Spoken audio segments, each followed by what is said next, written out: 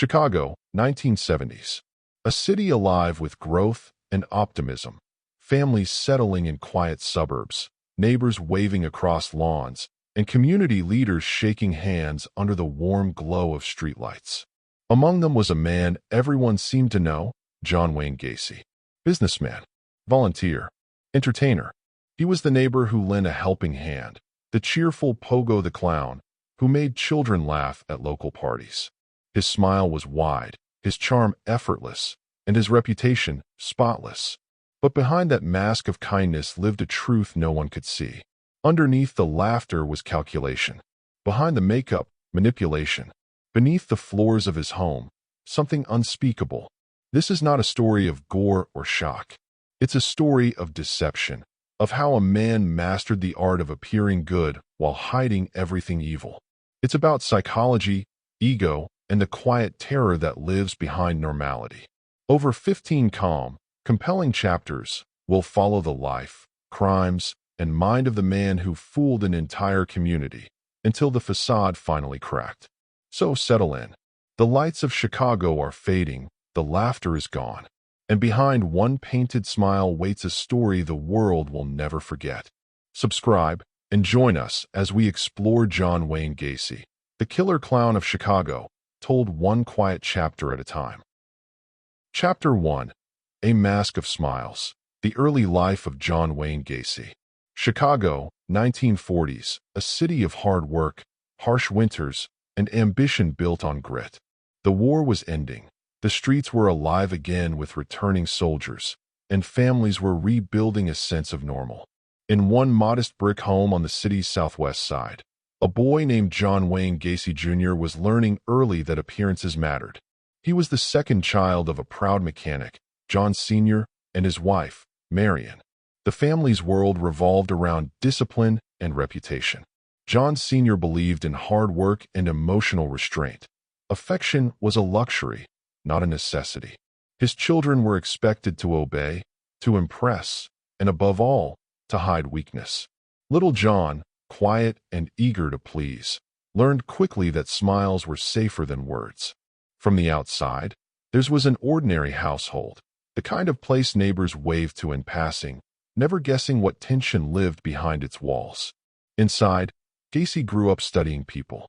He watched how approval came and went, how charm could soften anger, and how silence could keep peace. Those lessons became the blueprint of his adult life. At school, he was unremarkable, a boy who blended easily into the background. He wasn't the class clown or the troublemaker. He preferred conversation to conflict, eager to win favor through friendliness. Teachers described him as polite, if distant. Friends would later remember his odd mix of warmth and insecurity, the way he sought attention, then recoiled from it, as if unsure he deserved it. Home was stricter. His father's temper flared often, and the young Gacy responded with smiles instead of rebellion.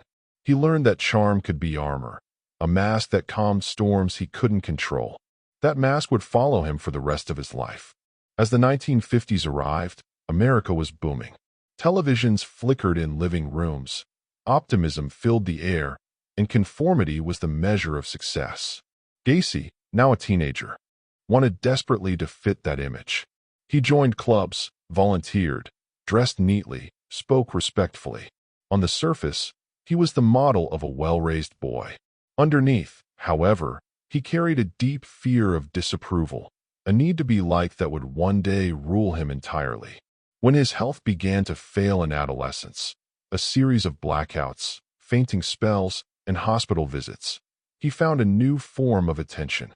Nurses praised his manners, doctors listened to him, people worried about him.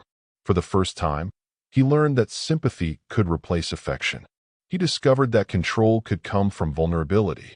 It was a small revelation, but it stayed with him. By his late teens, he longed for independence. The relationship with his father, already strained, collapsed entirely. To escape judgment and assert himself, he left home, drifting through short-term jobs and brief friendships, each new environment offering a chance to reinvent himself. He practiced charm like language, modifying it depending on who he needed to impress. People liked him. He was talkative, persuasive, optimistic. He learned to read rooms instantly. Who led, who followed, who could help him, and who could be ignored. It was this adaptability, this ability to mirror, that made him seem trustworthy. Later, it would make him dangerous. In those years, Gacy's personality crystallized into two halves. One was eager, helpful, generous with compliments. The other was restless, easily slighted, hungry for validation. Whenever praise came, it wasn't enough. Whenever criticism appeared, it felt unbearable. The pattern would grow with him, hidden under layers of charm and ambition. He married young, seeking stability and social standing. Marriage gave him purpose, a sense of belonging, and a reason to keep the smile fixed. He threw himself into work, community clubs, volunteer projects. Neighbors saw a rising young man with endless energy, a man destined for success. Behind closed doors, though, the pressure to maintain that image tightened. Every compliment fed his confidence. Every doubt planted quiet resentment. By his mid-20s, Gacy had mastered the art of public warmth. He could make anyone laugh, remember names, shake hands firmly, promise help, and deliver just enough of it to be admired. He was the kind of man people wanted in charge of things, reliable, charming, endlessly social. He became involved in local organizations, and soon politics beckoned. But for all his outward success, something inside him remained hollow. The more praise he received, the less it filled him. He once told a friend, "People like me because I know how to talk to them." It was true, he did know. But what he never understood was how to feel what he said. Words came easily, sincerity did not. What began as a mask for survival had become his identity. And when a person forgets where the mask ends and the face begins, the truth becomes impossible to see, even to themselves. As Gacy moved into adulthood, the world around him seemed to reward his charm. Chicago was a city built on ambition, where hard work, networking, and a firm handshake could change a man's life. Gacy thrived in that environment. He was the picture of enthusiasm, ambitious, dependable, always ready to take on more. He worked in sales and soon realized he had a talent for persuasion. He could read hesitation, sense weakness, and turn conversation into opportunity. That skill earned him quick promotions. Managers described him as the man who never stopped smiling, a phrase he would carry for years. His co-workers admired his drive, even if they couldn't quite place what made him so intense beneath the friendliness. He volunteered for community projects, joined local political clubs, and began cultivating the kind of image that would open doors. But there was something else quietly growing, a shadow beneath the brightness. The more power and approval Gacy earned, the more he feared losing it.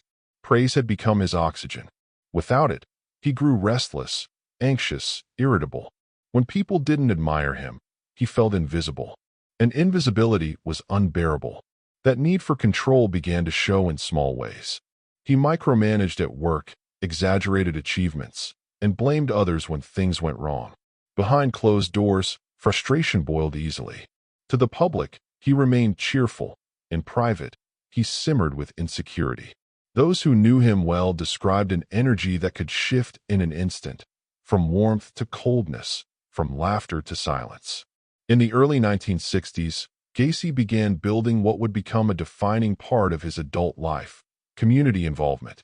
He volunteered for charitable organizations, took leadership roles, and became a fixture at local events. He loved the attention that came with it, the handshakes, the speeches, the sense of being seen. It wasn't kindness that drove him. It was image. Reputation had become his greatest comfort.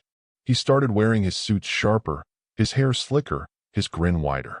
He talked often about success, morality, and the importance of family. He spoke in the language of community pride, but the sincerity was hollow. For Gacy, generosity was a performance, one that fed his craving for admiration. His marriage began to strain under the weight of that double life. His wife, who had once been drawn to his charm, now saw the edges fraying. He worked long hours, took on endless commitments, and grew distant at home. He hid exhaustion behind excuses, frustration behind politeness. To everyone else, the Gacys seemed like a model couple. Only she saw the mask slipping. When business took them to Iowa for a new opportunity, Gacy saw it as a chance to reinvent himself again. A new town meant new people to impress. He joined clubs, organized events, and quickly rose in social circles. He hosted neighborhood barbecues, volunteered for fundraisers, and told anyone who would listen that he wanted to make his community better. It worked. Within a year, people described him as one of the most dependable, upbeat men in town, the kind of neighbor everyone trusted. He had done what he always did, built a new image, stronger and shinier than before. Yet the same restlessness followed him. Success only made him hungrier for more. Underneath the public smiles, his private world grew more complicated. He had begun experimenting with power in subtler, darker ways, small manipulations, moral boundaries tested, justifications rehearsed. His confidence, once fueled by approval, began to feed on secrecy. The satisfaction of control became a substitute for happiness. He discovered that deception was easy when people wanted to believe the best of him. They trusted the smile, the helpful tone, the volunteer badge. He learned that people rarely look closely at those who appear kind. This realization, that likability could conceal anything, would become central to his life. By the mid-1960s, the man who had once been a timid child desperate for acceptance had transformed into a confident figure admired by his peers. But inside, the same patterns of need and fear still ruled him. Every kind gesture came with an expectation of recognition. Every act of charity, a silent demand for gratitude. His life had become a balancing act between the person he showed and the one he feared he truly was. That imbalance would widen with time, stretching until the mask he'd spent decades perfecting began to crack. To those who met him in those years, John Wayne Gacy was an example of the American ideal, hardworking, civic-minded, and endlessly cheerful. But behind that mask of smiles was a truth already taking shape. It was the beginning of a double life. And soon, the darkness beneath that charm would start to rise to the surface, quietly, patiently, and without warning. Chapter 2: Ambition and Shadows. Gacy's Journey into Adulthood. The 1960s were years of transformation for America, a nation of booming optimism, opportunity, and endless reinvention. For John Wayne Gacy, they became the decade where image became destiny. By his early 20s, he had already learned how to shape perception like clay. Charm came easily. It was a language he spoke fluently. He understood that success wasn't only about hard work. It was about visibility, about being seen as someone who mattered. And in that pursuit, Gacy excelled. In Iowa, the move that was supposed to be a fresh start became a stage. Gacy's job with a national restaurant chain gave him authority and status. He wore his manager's badge like armor, dressing sharply and speaking with rehearsed confidence. Employees admired his energy. He knew how to praise, how to motivate, how to create loyalty. To superiors, he was ambitious. To co-workers, a leader. To friends, a man going places. But ambition alone didn't satisfy him. He craved admiration the way others craved rest. Every compliment was a hit of validation, fleeting, addictive. When it faded, he needed more. He hosted gatherings, volunteered for civic groups, and began positioning himself within social networks that offered influence. The more people depended on him, the safer he felt. He joined the local JCs, an organization for young men focused on business and community development. For Gacy, it was the perfect environment, a mix of networking, competition, and the public performance of decency. He quickly rose through the ranks, charming older members and mentoring younger ones. His enthusiasm was genuine, but its purpose was control. The organization gave him a platform where he could play both leader and role model, where his charisma could be mistaken for altruism. In those meetings, Gacy learned something important. Power didn't have to look aggressive. It could look generous. The more he offered to help others, the more influence he gained. He became the man everyone trusted to organize events, to handle money, to get things done. And for a time, it worked perfectly. But the same insecurity that had followed him since childhood lingered just beneath the surface. When people disagreed with him or challenged his authority, his smile faltered. He took criticism personally, seeing every question as an insult. He spoke often of loyalty, but what he really meant was obedience. His need for control extended beyond work and social life. It seeped into every corner of his relationships. To his wife, Gacy seemed restless, always moving, always performing, always somewhere between charm and irritability.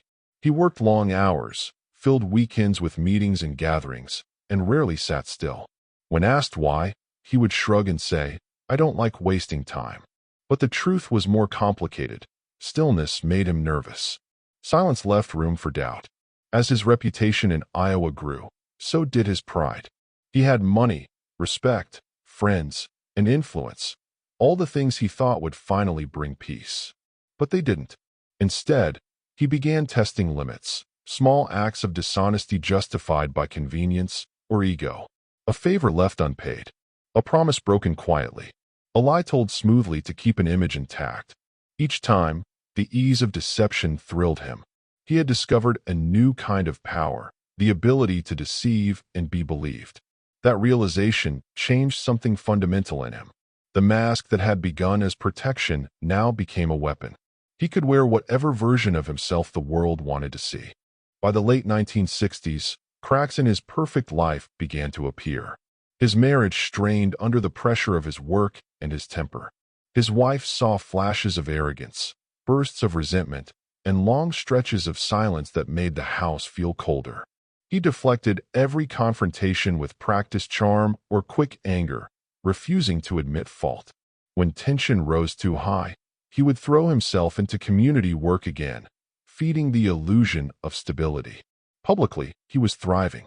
Privately, he was unraveling. But no one could see it. Not yet. He was too practiced at control, too skilled at blending in. Even when small rumors began circulating about his temper, his moods, his contradictions, people dismissed them. John Gacy was too helpful, too visible, too good to doubt. What no one realized was that Gacy had stopped seeing his two lives as separate. The man who smiled at parades and the man who grew restless in silence were becoming one. His confidence had turned into entitlement. His charm had hardened into manipulation. Every compliment now fed a sense of invincibility. Every small success reinforced his belief that he could bend the rules and walk away untouched. And as that belief deepened, so did the darkness forming quietly beneath it. He began to understand something about himself, something he would never admit aloud. That control over others brought him peace, that being admired wasn't enough unless he could also dominate. That revelation was dangerous, and it grew stronger each time he realized how easily people believed him. The boy who once feared his father's anger had become the man who mastered imitation, imitating kindness, compassion, responsibility, all to maintain the illusion of goodness. The performance had become so convincing that even he sometimes forgot it wasn't real. But performances require energy, and eventually, even the best masks begin to slip. By the end of the decade, Gacy's perfect world was beginning to fracture. Whispers followed him now, quiet doubts behind polite smiles. And when his professional life began to falter, the fear of exposure, the fear of losing the only identity he had ever truly built, started to consume him. He responded the only way he knew how, with more charm, more control, more denial. But beneath that relentless optimism was a growing sense of dread. The shadows he'd spent years hiding were starting to catch up. In the years that followed, John Wayne Gacy would leave Iowa behind, but he would carry every lesson he had learned there, about charm, about deception, about how far a smile could go in hiding the truth. Those lessons would define him. And when he returned to Chicago, the stage would be larger, the audience bigger, and the mask perfected. Chapter 3. A double life emerges. Respectable citizen, hidden predator. Chicago, 1970. The skyline was alive with light again. A city reborn from steel and smoke, humming with the rhythm of commerce and confidence. For John Wayne Gacy, returning home felt like stepping onto a larger stage, one where his performance could finally reach its full audience. He came back as a man remade, the polished businessman, the ambitious contractor, the community volunteer who always had a handshake and a story ready. The failures in Iowa were buried behind him, rewritten into tales of bad luck or betrayal. He carried no trace of regret, only determination. In Chicago, he told himself, no one would question him again. He found his rhythm quickly. He started a small construction company, PDM Contractors, specializing in remodeling and local jobs. It grew fast. His reputation for hard work and reliability spread through the suburbs. Clients admired his drive, employees respected his authority, and friends saw him as the model of the self-made man. He was charming, generous, and endlessly sociable. Every success, no matter how small, was proof that the mask was working. The neighborhood he chose, on Somerdale Avenue, reflected the image he wanted to project: modest, quiet, middle class. A place where trust was currency and neighbors still borrowed sugar. His home, a simple split level with a well-kept yard, became both his fortress and his stage. He filled it with laughter, gatherings, and plans. A man who always had something to do, somewhere to be, someone to impress. But behind the rhythm of daily life, another pattern began to take shape. The double life that had started quietly in Iowa now grew bolder. Gacy had learned how to compartmentalize, how to shift between roles without hesitation. The smiling volunteer by day, the restless manipulator by night. It was no longer a mask he wore. It was two selves coexisting, one feeding the other. By day, he was the embodiment of suburban respectability. He attended church, joined community projects, and even began exploring local politics again. He knew the right words, the right gestures, the right way to make people feel comfortable in his presence. By night, the calm exterior faded into something colder. He became secretive, withdrawn, unpredictable. His need for control, once directed toward business and social life, began seeking darker outlets, not yet fully formed, but unmistakably there. Inside his home, the duality deepened. The house on Somerdale became both a symbol of pride and a private world he controlled completely. He decorated meticulously, kept everything in order, and expected absolute obedience from those who worked for him. Employees who failed to meet his standards faced quiet humiliation, delivered with a smile. Control was his comfort, and his temper, when provoked, was quiet and cutting. Neighbors saw none of this. They saw the man who hosted block parties, who dressed as a clown for charity events, who drove through town with a wave and a joke. They called him Gacy the good guy. He seemed like a man who belonged everywhere, at fundraisers, parades, and family gatherings. No one imagined that the man shaking hands by daylight carried such heavy shadows by night. The duality wasn't accidental. It was practiced. He had spent his whole life learning how to mimic normality, to reflect what others wanted to see. The better he became at it, the less he recognized where the mask ended. Every compliment reinforced the illusion. Every handshake sealed the lie tighter. Still, there were moments when the facade flickered, when fatigue set in and his expression slipped, when his smile didn't quite reach his eyes, when his voice carried an edge of irritation instead of charm. These moments came more often as his need for control deepened. The performance required energy, endless, draining energy, and he was starting to run low. He found new ways to maintain balance: distractions, small deceptions, the satisfaction of bending others to his will. He told himself it was harmless, that he deserved it.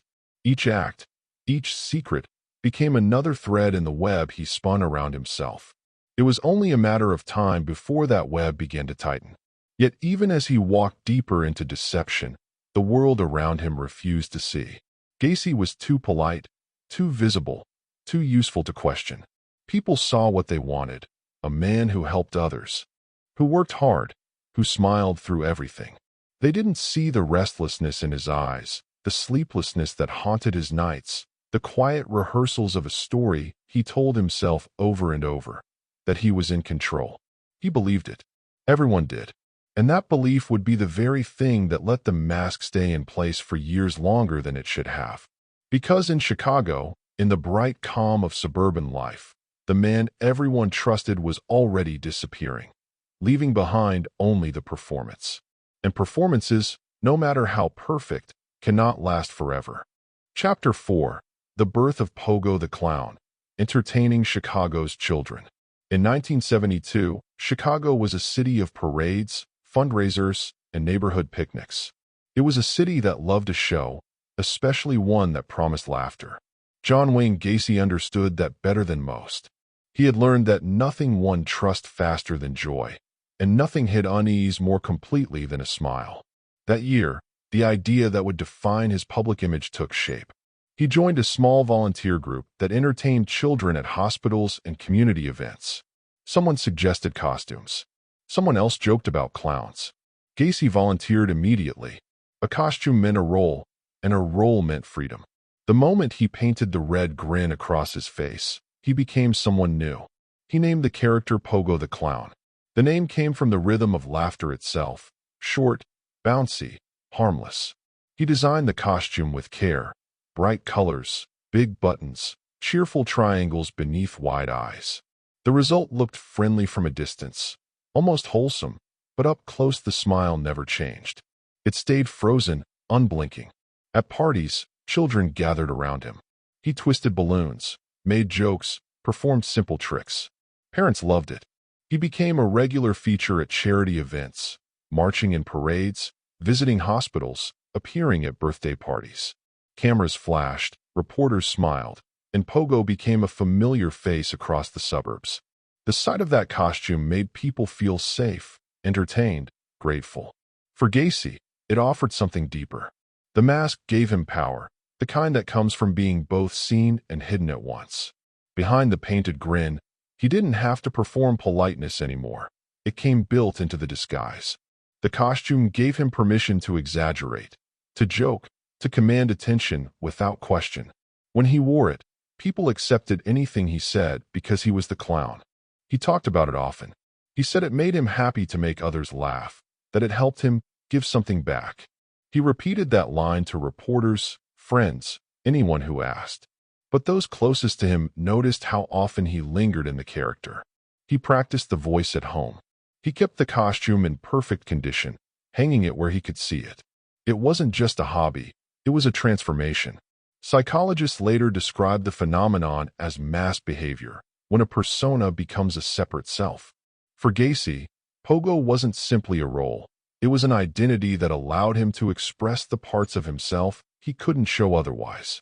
Under the bright colors, his restlessness faded. In costume, he could charm effortlessly, make people laugh without having to mean it. He felt invincible. Neighbors began calling him the clown guy. Kids waved when they saw his car. Adults praised his generosity. He played along with humility, saying it was just for fun, but inside he savored the recognition. Every smile directed toward Pogo felt like proof that he could control how others saw him. He could decide who he was, moment by moment. The clown became his armor, soft, friendly, impossible to suspect. In a world that rewarded happiness and punished doubt, Gacy had found the perfect camouflage. He was now both the entertainer and the act, the man and the mask, and no one could tell where one ended and the other began. As the 1970s moved forward, John Wayne Gacy's reputation grew along with his collection of costumes. Pogo the Clown became a fixture in the city's civic calendar, photographed at fairs, hospitals, parades, and charity drives. Whenever an event needed cheer, Gacy volunteered. He made it sound selfless, but those who worked beside him noticed how carefully he positioned himself in every crowd. He liked being seen. He made sure people remembered his name. And when laughter followed, he carried the sound home like a souvenir. It was the applause that mattered, the quiet assurance that the mask was still working. Outside the spotlight, Gacy's life wove itself deeper into the fabric of his community. He joined more clubs, contributed to local fundraisers, and built connections with city officials. The same confidence that powered his business now fueled his social standing. He was invited to dinners, given small leadership roles, trusted with organizing charity events. Every handshake brought him closer to what he craved most, validation. The Pogo character became more than entertainment. It was proof of Gacy's place in the world. Photographs from the time show a cheerful man in oversized shoes and a painted smile, crouching beside children, waving from floats, sometimes standing behind city leaders. In each image, he looks utterly at ease. Yet friends occasionally caught glimpses of strain. He would speak about Pogo with strange seriousness, describing the clown as part of me, or my happy side. When questioned, he'd laugh it off, saying, "Everybody needs a hobby." But his tone carried something sharper, a hint of defensiveness. At home, the costume hung ready, pressed and clean. The makeup sat neatly arranged in a box by his dresser. He was meticulous about the routine, the order of the colors, the smoothness of the paint, the symmetry of the grin. In those moments of preparation, he seemed both calm and consumed. The ritual itself became a way of disappearing. Psychologists later studying his case would call this the performance of control, an act that gives a person the illusion of order when their inner world feels chaotic. For Gacy, the clown's mask wasn't just paint. It was structure. It was the one part of his life that made perfect sense, line by line, brushstroke by brushstroke. As his business expanded, his community persona flourished. He could charm clients, entertain children, and shake hands with politicians all in the same week. Every success reinforced his conviction that he was untouchable. He had built a network of trust so wide that doubt seemed impossible. Neighbors described him as the nicest guy on the block. He lent tools, fixed fences, hosted barbecues. If anyone needed help, John was there, with a smile, a joke, or a story about his clown appearances. People admired his energy. They didn't see the exhaustion that sometimes crept into his eyes when the laughter faded. But the constant performance carried a cost. The boundary between John and Pogo blurred. He began speaking about the clown as though it existed apart from him, someone who could do things he, John, could not. To outsiders, this sounded harmless, even endearing. But for Gacy, it was something darker, a quiet surrender to the mask he'd created. Behind the calm facade, his sense of reality began to fragment. The man who had once used charm as a tool now relied on it as a shield. The more praise he received, the more fragile he became. He could no longer rest. He could only maintain. Every compliment had to be earned again, every smile repainted daily. And still, the city adored him. He was invited to march in parades, to lead charity drives, to speak on behalf of community organizations. He posed for photographs beside mayors and aldermen, his name appearing in small-town newspapers. The more he achieved, the more invisible the cracks became. Looking back, it's easy to see the contradiction. A clown's smile is supposed to represent joy, but Pogo's grin was frozen, permanent, a symbol of control rather than happiness. To those who knew him then, it seemed innocent. To those who studied him later, it was a mask too perfect, too still, to be harmless. The costume that brought laughter to children's parties also brought peace to Gacy's restless mind. It allowed him to exist without judgment, to hide in plain sight, to rewrite himself into something lovable. But beneath the bright paint and practiced gestures, his dependence on illusion deepened. The more he performed kindness, the less he felt it. The more he gave smiles, the more hollow they became. And as the applause of his community grew louder, the man behind the mask grew quieter, lost somewhere between who he pretended to be and who he really was. The world saw Pogo the clown, cheerful, harmless, adored. John Wayne Gacy saw something else entirely, a mask that no longer belonged to him, a face he could never take off. Chapter 5: Power and Popularity. Gacy's Rise in Community and Politics. By the mid-1970s, Chicago was a city stitched together by neighborhoods, parades, and politics. Everyone knew someone who knew someone in the local Democratic ward office, and loyalty was currency. John Wayne Gacy understood that system instinctively. Influence didn't come from power, it came from presence. The more often people saw him, the more indispensable he became. He had built a life that looked flawless from the outside. PDM Contractors was thriving, employing dozens of local workers. His house on Somerdale Avenue was freshly painted and tidy, the kind of home that seemed to belong to a man who had made it. Gacy wore tailored suits, drove a good car, and kept a smile ready for everyone. It was a portrait of success, and no one wanted to look too closely at the brushstrokes. He began spending more time at political functions, fundraisers, campaign dinners, volunteer events. He could move easily through those rooms, shaking hands, telling jokes, remembering names. It was a skill built over decades of observation, honed by necessity and vanity. Politicians admired his energy. He seemed tireless, always offering his time, his workers, his resources. "John gets things done," they'd say, and that sentence became his ticket into every room that mattered. The connection between his company and the local party machine grew stronger. PDM got contracts for small municipal jobs, and in return Gacy got access to people who could elevate his standing. He was photographed with city officials, his name appearing in newsletters and local columns. He joined committees, hosted fundraisers, chaired community boards.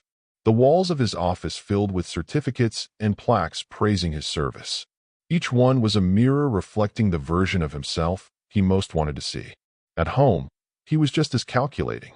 He entertained often, dinners for colleagues, barbecues for neighbors, parties that stretched late into the night. He knew that hospitality built alliances. People left his house impressed, maybe even grateful, never realizing how carefully he had staged everything. The right wine, the right jokes, the right music. It wasn't warmth that drove him, it was precision. He wanted every guest to leave with the same thought: John Gacy is a good man. He kept track of who owed him favors, who might be useful later, who could introduce him to someone higher up the ladder. He wasn't rich by Chicago's political standards, but he had something equally valuable: dependability. When someone needed volunteers or supplies or connections, Gacy was the first to offer help. It made him seem generous. In truth, it made him indispensable. The duality that had defined his life deepened. The cheerful pogo remained a beloved local figure, a symbol of charity and community spirit. The businessman and political volunteer became the image of civic engagement. Each role fed the other, each strengthening the illusion that John Wayne Gacy was incapable of darkness. He thrived on the perception of goodness. The more people trusted him, the more invincible he felt. And as his sense of power expanded, so did his arrogance. He began to believe that rules were for others. He could talk his way out of anything.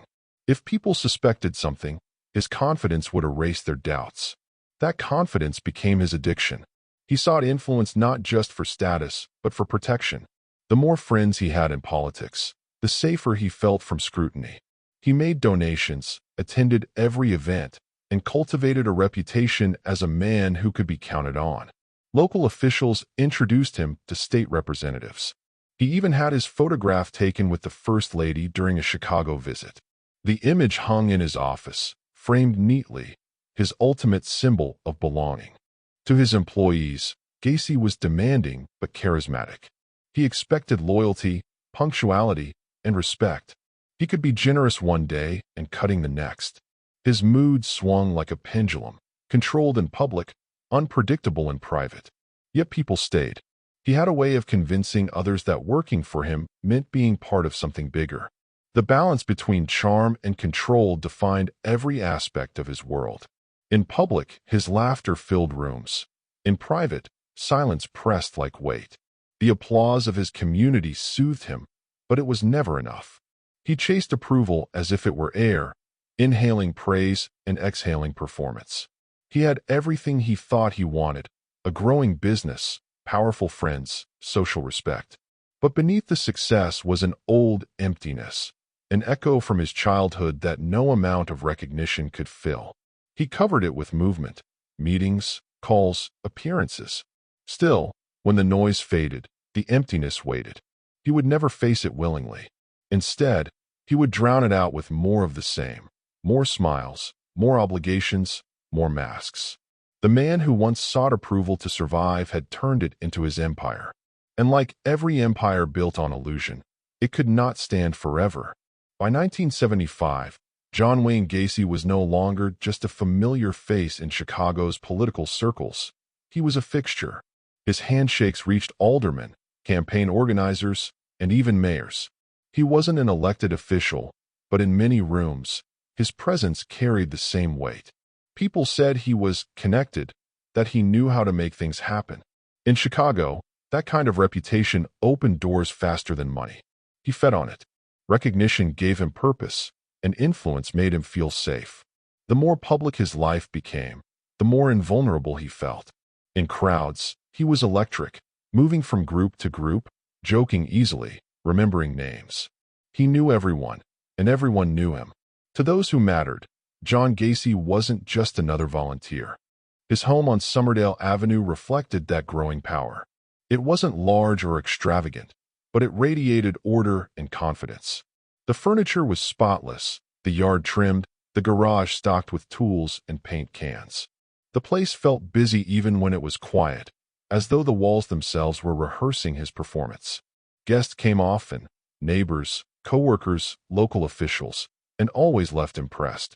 He cultivated admiration like a gardener tends roses, carefully, deliberately, pruning away anything that might reveal thorns. To keep up appearances, he worked constantly. His schedule filled with business contracts, political dinners, charity events, and neighborhood meetings. Every day became a performance. Every conversation a small negotiation between the man he was and the man he wanted others to see. The duality that had started years earlier was now complete. Gacy had built two worlds that existed side by side, one public, one private, separated only by the strength of his smile. At political events, he was the embodiment of community spirit. He laughed easily, told stories, gave speeches about civic duty and hard work. He praised others, accepted praise gracefully, and played the part of the good citizen flawlessly. People trusted him because he made them feel seen. He could listen intently, nod with understanding, and promise help with a sincerity that felt unbreakable. Yet behind closed doors, his tone could shift in an instant. He demanded loyalty from his employees, obedience from those beneath him, and admiration from those around him. When he felt slighted, his voice turned cold, his patience thin. He had learned to hide anger under humor, turning criticism into a joke that wasn't quite funny. Those who worked closest to him sometimes saw flashes of something harder to explain. Long silences, unpredictable moods, a strange detachment that made people uneasy without knowing why. But in public, he was untouchable. He had power, influence, and friends in every corner of the city. He began to treat that influence like armor. When questioned about small inconsistencies, a delay, a mistake, a rumor, he laughed them off, relying on charm to disarm suspicion. It worked every time. No one wanted to believe that the cheerful man in the clown costume or the ambitious businessman could be capable of deceit. His political connections became both his pride and his shield. He attended events with photographs to prove his closeness to those in power. He displayed them prominently, shaking hands with senators, smiling beside the First Lady. They were more than mementos. They were credentials, proof that he belonged. And the more he believed in that belonging, the more convinced he became that he was beyond reproach. But with power came isolation. Few people truly knew Gacy. Even those who spent hours in his company spoke later of a certain emptiness around him, as if they'd been in the presence of a performance, not a person. He was friendly but never vulnerable, talkative but rarely genuine. When conversations drifted toward introspection, he would redirect them with a joke, a compliment, or another story about his latest success. In the stillness of his house after guests left, the silence felt heavy. He filled it with movement, cleaning, planning, rearranging. He couldn't rest. He needed motion to drown out the thought that without others' admiration, he was nothing. The pogo costume still hung neatly in the closet, clean and waiting. Sometimes, late at night, he would take it out, not to perform, but to look at it. The colors seemed brighter under the lamplight, the grin wider, almost mocking. He traced the edges of the painted smile with his finger, then folded the costume carefully away. The clown had started as a performance. Now, it was a reflection, a reminder that his entire life had become a mask, painted and permanent. In public, John Wayne Gacy stood at the center of every photograph, every handshake, every headline. He had what he always wanted: recognition, respect, control. But beneath the light of his achievements, a darker shadow followed. He had spent years constructing the perfect image, and somewhere along the way, he had started believing it himself. The man who once built his life around pleasing others now lived only to maintain the illusion. Every gesture, every word, every smile served the same purpose: to keep the truth buried just out of sight. And the truth, patient as ever, waited quietly beneath the mask, gathering strength. Chapter 6: The House on Somerdale Avenue, a Suburban Secret. In the quiet northwestern neighborhood of Norwood Park, Chicago, stood an unassuming house on Somerdale Avenue. It looked like any other, modest, square, framed by trimmed hedges and the soft hum of suburban life. On warm evenings, the air filled with the scent of cut grass and the echo of distant laughter. A place built for comfort, for safety. A place where nothing terrible could happen. That illusion made it perfect for John Wayne Gacy. By the mid-1970s, Gacy's house had become a reflection of himself. Neat, busy, strangely impersonal. The furniture was carefully arranged, the photographs displayed with purpose. Political dinners, charity events, smiling faces. He liked the appearance of stability, the way everything looked just so. Friends visiting the house described it as organized, cheerful, and always spotless. But behind the order lay control. Every object, every routine, every gesture was part of his performance. The home was more than a residence. It was a stage. He hosted dinners, community meetings, and small gatherings where laughter came easily and conversation stayed light. People felt comfortable there, even flattered to be invited. They saw a hard-working man with a good heart, a business owner who cared about his community. No one imagined that behind the painted walls, the smiling photographs, and the clean carpets, there existed another side entirely. For Gacy, the house was not just a home, but a kingdom. It was where his rules reigned, where his two worlds, public and private, overlapped and collided. Within those walls, he controlled every detail, every sound, every secret. He had long since learned that control was his truest comfort. The outside world demanded smiles and civility, but inside his own space, he could shape the world as he wanted. Order was everything. He checked locks twice, arranged tools in perfect rows, and made lists that stretched endlessly. Control gave him peace. Yet peace never lasted. The mask required constant maintenance. He worked long days at his contracting company, met clients, attended fundraisers, performed as Pogo the Clown. At night, exhaustion mixed with restlessness. The silence of the house pressed down on him like weight.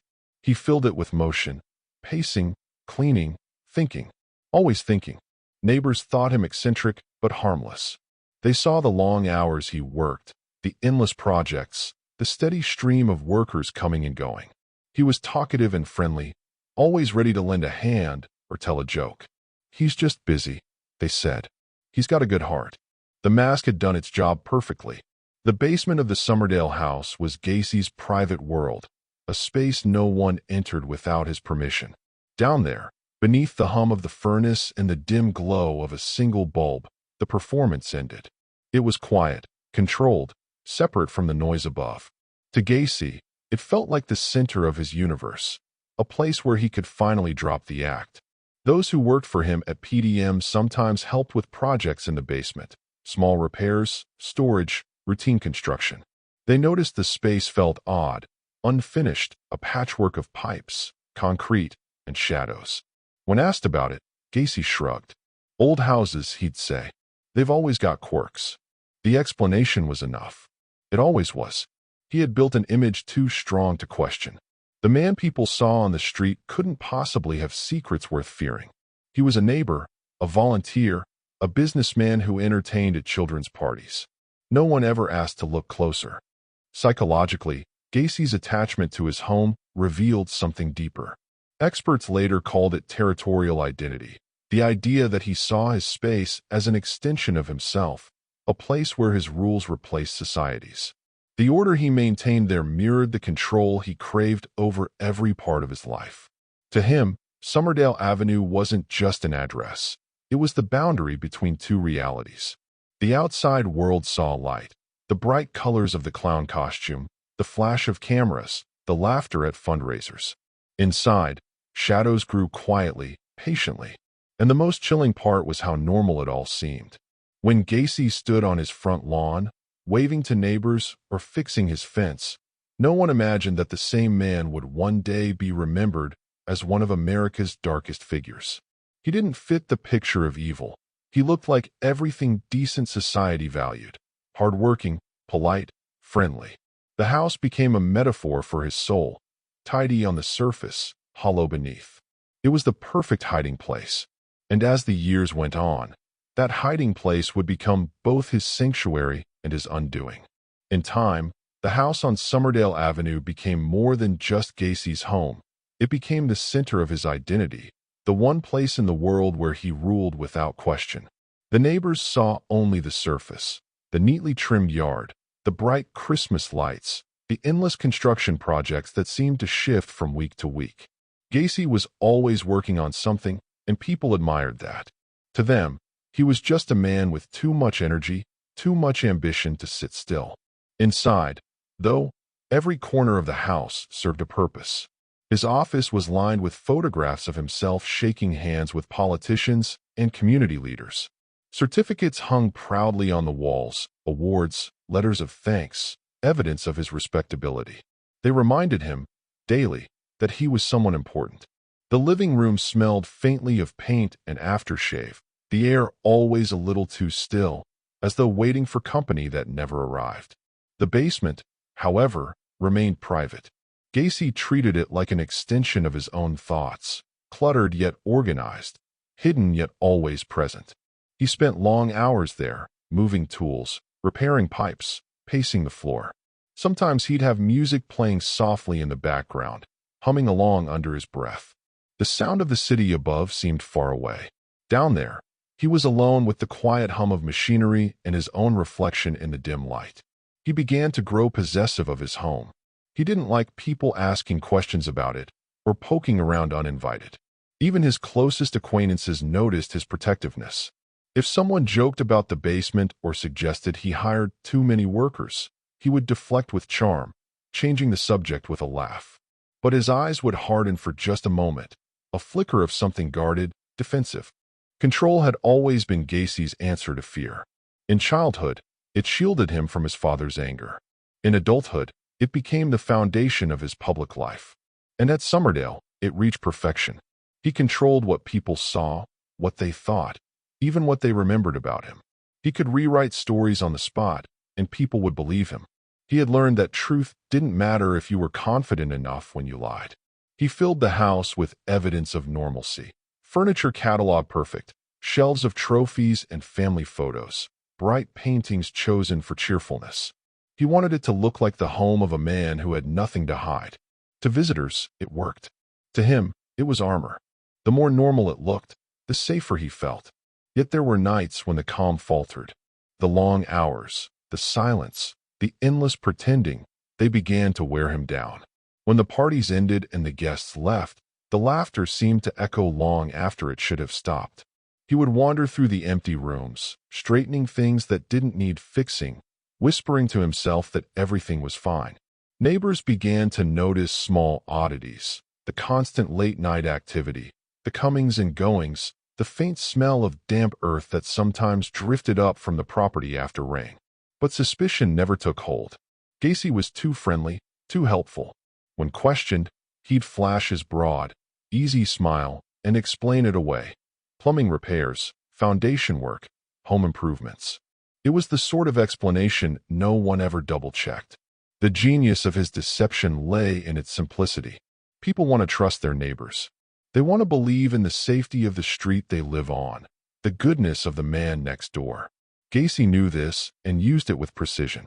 The more ordinary he appeared, the more extraordinary his secrets could remain. He often said that his house was his castle. And like a castle, it was built to keep people out. The locks were strong, the blinds drawn tight. Inside, he moved through rooms like a king inspecting his domain, proud of how completely he had mastered his little world. The outside world might have its laws, but in here, everything answered to him. The duality of his life became more pronounced as his confidence grew.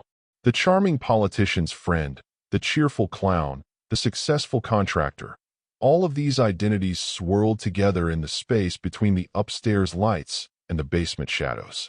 And in that space, the mask held firm. Psychologists later said that Gacy's house represented his mind, a carefully ordered surface concealing chaos below. The rooms above were bright, full of color and life. The spaces below, silent and cold. It was a place built to hold contradictions, a perfect metaphor for the man himself. By the time the decade drew toward its end, the house on Somerdale Avenue had become a character in its own right, as important to his story as the man who lived inside it. It was the setting where illusion met reality, where control met consequence. And as with every performance Gacy ever gave, the audience applauded the show without realizing that the curtain was hiding something far greater and far darker than anyone could imagine. In time, the truth would emerge from beneath those floors, from the quiet corners where no one had thought to look. But for now, the mask still held. The neighborhood still slept peacefully, and the man in the split-level house still smiled when he waved from his driveway, certain that no one could ever see past the paint. Chapter 7: Vanishing Boys. The disappearances begin. By the late 1970s, Chicago's suburbs were places of ordinary beauty, tidy houses, trimmed hedges, and streets lined with families who believed they knew their neighbors. The city had its dangers, yes, but here in Norwood Park, the rhythm of life felt safe. Children played until dusk. Teenagers worked part-time jobs and walked home after dark without fear. And in the middle of it all was John Wayne Gacy, the man everyone trusted. The cheerful contractor, the volunteer clown, the smiling face at every community event. He was everywhere, organizing fundraisers, shaking hands at political events, offering work to young men who needed a job. To most people, he was a role model of hard work and generosity. But beneath that reputation, a darker pattern began to form, one that no one would recognize until it was too late. In those years, Gacy's business, PDM Contractors, became a revolving door of local youth. He often hired boys from the neighborhood, teenagers, runaways, or young men looking for a little cash. The work was demanding, but he paid well and promised mentorship. To parents, it seemed harmless.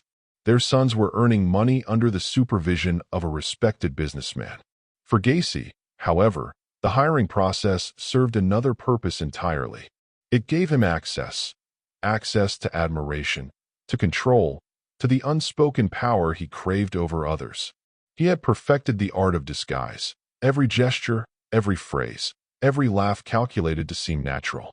He was so ordinary, so approachable, that suspicion never found a foothold.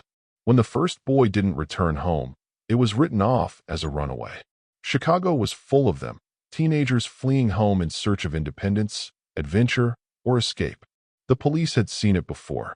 A missing teen didn't make headlines. It barely made conversation. And so the quiet pattern began. From his house on Somerdale Avenue, Gacy watched the world continue, unbothered. Neighbors waved. Cars rolled by. The city lived and breathed around him. In his mind, he was still the good citizen, still the man who helped others. The mask never cracked, not yet. Those closest to him began to notice his schedule shifting. Late-night activity increased. His truck came and went at odd hours. But he always had explanations.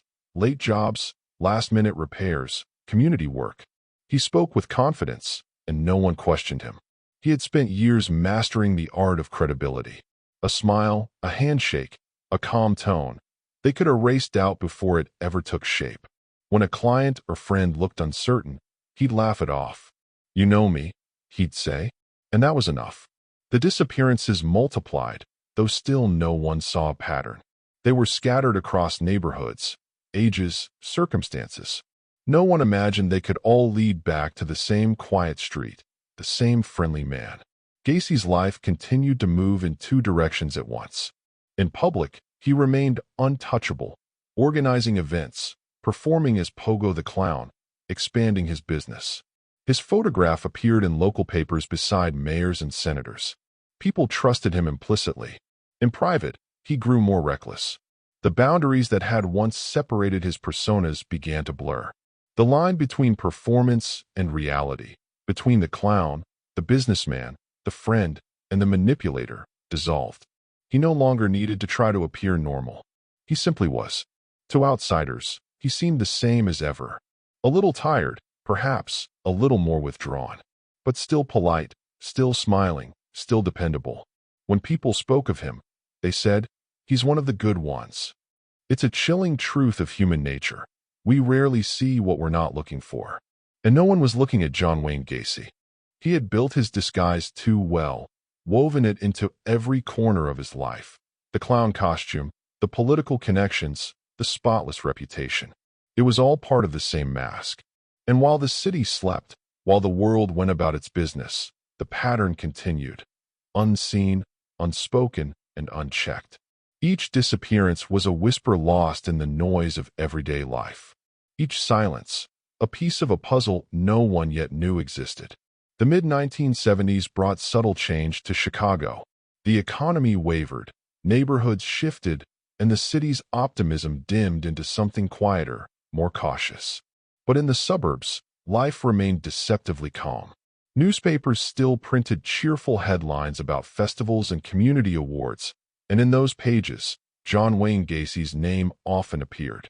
His business flourished. His face smiled from photographs taken at charity events. He waved from parade floats. Nothing about him suggested danger. That was his greatest talent, invisibility through familiarity. People trusted him because they had already decided to. But the missing continued. Across the city, parents made phone calls, filed reports, waited for answers.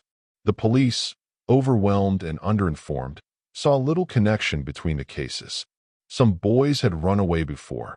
Others were assumed to have left town for work. Chicago was vast, and teenage boys vanished often. No one could have guessed that many of those paths ended at a single house on Somerdale Avenue. For Gacy, the world remained under control. The questions from police, when they came, were brief, almost casual. A boy who'd once worked for him hadn't come home. Did he know anything? He smiled, shrugged, answered politely. "Nice kid," he'd say. He probably took off for California, like they all do. The officer would thank him for his time, and Gacy would watch them leave, calm and unbothered. Inside, the calm was an illusion. Control was everything to him, and the effort of maintaining it grew heavier each day. He moved through life like an actor trapped inside his own performance. His voice remained even, his smile smooth, but the rehearsed lines were starting to falter. He still hosted parties, still entertained neighbors, still performed as Pogo the Clown for children's events. But sometimes, after the laughter died and the makeup washed away, he would sit alone at his kitchen table, staring at the clean lines of the room as though they were holding him in place. He had built a life too perfect to survive honesty. The small cracks began showing through ordinary moments. A neighbor once remarked that Gacy seemed off, distracted, tired. Another noticed that his humor had grown darker. Yet no one wanted to believe anything sinister could hide behind his familiar smile. They dismissed it as stress, the cost of success, the strain of too much responsibility. In truth, Gacy's double life was starting to strain under its own weight. The more he lied, the more lies were required to maintain the image. The web tightened, thread by thread. He juggled stories, explanations, promises. He had become so adept at deception that even when the truth hovered close, it slipped away, smoothed over by his unshakable confidence. But the outside world was changing too. Families were beginning to speak more openly about the disappearances. Posters appeared on lampposts. Local papers printed short columns about missing teens. The whispers, once isolated, began to find each other. At first, it didn't matter. Gacy's mask still held. His name was clean, his reputation unblemished. Police interviews were brief and uneventful. He offered assistance, volunteered for community searches, shook hands with the very officers who were unknowingly circling closer to him. His charm worked like gravity, pulling suspicion away from him before it could take root. Yet beneath the calm, something was shifting. The house on Somerdale Avenue, once a sanctuary, began to feel smaller. He grew restless, pacing its narrow rooms, rearranging things that didn't need rearranging. His confidence, once effortless, began to waver in private. There were moments when his reflections seemed to mock him, a flicker of doubt behind his own eyes. Still, he pressed forward. The mask had saved him before. It would save him again. All he needed was to keep smiling, keep performing, keep convincing the world that he was who they thought he was. But secrets, like cracks in a wall, have a way of widening no matter how many layers of pain are added. The police began to notice small patterns, familiar names, shared connections, overlapping timelines. The threads were faint but undeniable. The picture was incomplete, but for the first time, someone was beginning to see that there was a picture at all. For Gacy, the illusion of control was everything. Without it, he would unravel. And now, somewhere deep inside him, he sensed that the unraveling had already begun. The neighborhood still slept peacefully. The newspapers still printed cheerful headlines. But in quiet corners of police stations, detectives began to whisper the same thought. Something is wrong on Summerdale Avenue. Chapter 8. A Web of Lies. Police Suspicion and Gacy's Manipulations. By the winter of 1978, the mask that had protected John Wayne Gacy for so long began to show its first cracks. Not to his neighbors, not even to his friends, but to the few investigators who had started to notice a quiet, disturbing pattern threading through the city's missing persons reports. Young men, similar ages, similar backgrounds, all last seen near the northwest suburbs of Chicago, and some, almost inexplicably, connected to a single name, John Wayne Gacy. It began as curiosity, a hunch, a coincidence, a question not yet formed into words. Detectives from multiple districts compared notes, uncertain of what they were seeing. Gacy's name appeared here and there, attached to small details, an employer on a work form, a reference in a statement, a friendly neighbor who had offered to help with the search. But curiosity turned to unease when one name, Robert Piest, appeared in December of that year. Piest was 17, a hardworking boy who had gone missing after telling a coworker he was going to talk to a local contractor about a job. That contractor was Gacy. When police first came to his door, Gacy was calm, almost amused. He invited them in with his usual warmth, shaking hands, cracking jokes, insisting he wanted to help. He spoke easily, with the confidence of a man who had nothing to hide. "Sure," he said, "I talked to him, but I never saw him after that." The officers left uncertain. His demeanor didn't fit the picture of guilt. He seemed helpful, polite, credible, but something about his composure unsettled them. It wasn't innocence they saw, it was control. In the following days, the investigation deepened. Detectives began piecing together old reports, phone records, and statements from people who had worked for Gacy. Patterns emerged. Too many coincidences. Too many missing names tied to one man. And through it all, Gacy stayed calm. He had spent his life mastering the art of performance, and now that performance became his defense. He smiled during interviews, offered coffee, and spoke in a tone that suggested the entire situation was a misunderstanding. When the questioning grew serious, he shifted tactics, becoming friendly, helpful, even paternal. He called the lead detective by his first name, offered political connections, and made small talk about mutual acquaintances. He understood how to control a conversation, how to make the listener feel as if they were sharing a confidence rather than pursuing a lead. "Look," he'd say, leaning forward, "I know how this looks, but I'm not that kind of guy." He wasn't lying in the way most people lie. His words came layered with truth, half-truth, and deflection. He blended facts with fiction so seamlessly that even the most experienced investigators struggled to separate them. He invited police into his home, confident in the illusion of normalcy. The living room looked clean, the kitchen spotless, the photographs perfectly arranged. He played the role of the cooperative citizen flawlessly. The house itself, with its neutral walls and soft lighting, seemed to vouch for him. But beneath the calm, tension simmered. The officers weren't convinced. Something in Gacy's demeanor, that practiced charm, that unwavering control, raised questions they couldn't yet answer. The more he tried to appear open, the more they suspected what lay beneath. For Gacy, The investigation became another stage. Each interaction a performance. Each question an opportunity to manipulate perception. He alternated between confidence and indignation, between helpfulness and irritation, always reading the reactions of those around him. When they pressed too hard, he joked. When they seemed doubtful, he feigned offense. He told himself he could outsmart them. He had outsmarted everyone before, neighbors, friends, even city officials. Why should this be any different? And for a while, it worked. The police lacked clear evidence, only suspicion. They followed leads, checked records, searched his business and property superficially. Each time, Gacy remained a step ahead, weaving explanations that sounded logical enough to stall the truth. But beneath his composed exterior, something was changing. The stress of maintaining his lies began to wear on him. He drank more. He slept less. The careful order of his home started to slip. His smile, once effortless, now required effort to hold. The calm was becoming an act he could barely sustain.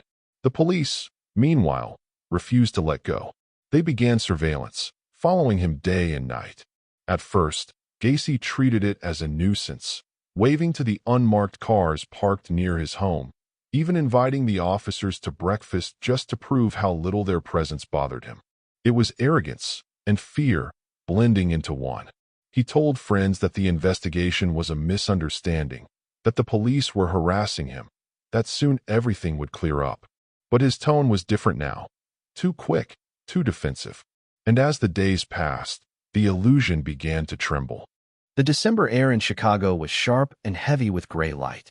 Snow dusted the lawns of Norwood Park, muting sound, softening edges. To anyone driving past 8213 Summerdale Avenue, the scene looked perfectly ordinary. A middle-class home wrapped in Christmas lights, a man shoveling his driveway, waving to neighbors as they passed. But behind that gesture of normalcy, tension coiled.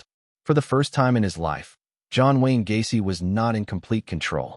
The police surveillance team kept a constant presence outside his house, day and night. 2 unmarked cars parked down the block, their engines idling against the cold. They followed him everywhere, to the grocery store, to restaurants, to his business office. They watched as he smiled, as he waved, as he tried to act unaffected. At first, he played along with the game. He invited the officers to breakfast, cracking jokes about how much they must hate the cold. He offered them coffee, even holiday cookies. The charm that had carried him so far still flickered to life when he needed it. But the longer the watch continued, the more the performance began to falter. Gacy's calm, always his greatest weapon, started to crumble at the edges. He drove recklessly through icy streets, tailing the officers in return. He called the police station to complain, then called again to apologize. His conversations spiraled between confidence and paranoia, at times insisting the investigation would blow over, at others muttering about conspiracies. The truth was beginning to press in. Inside his home, the tension thickened. He drank more heavily now, pacing through the narrow rooms, muttering under his breath. Friends noticed the change, his jokes sharper, his temper quicker, his smile fading faster. When asked if he was worried, he laughed it off.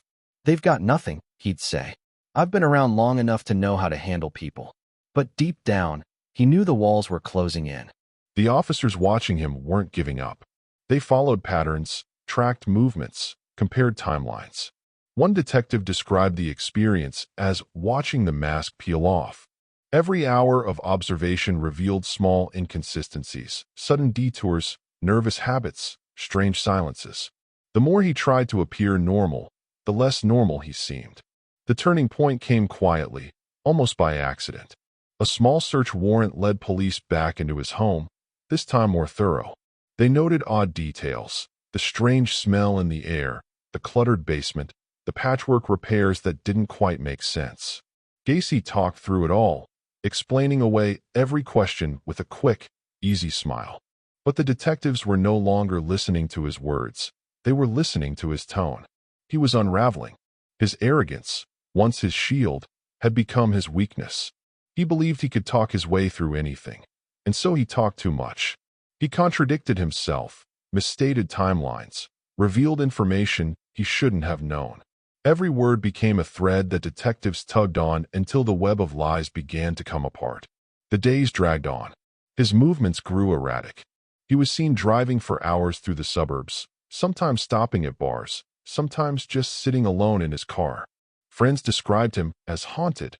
The constant watch of the police stripped him of the illusion he had maintained for years, the illusion of control. Inside, his confidence fractured. The photographs on his walls, once symbols of success, now seemed to mock him. The clown costume, neatly folded in his closet, felt like a relic from another life.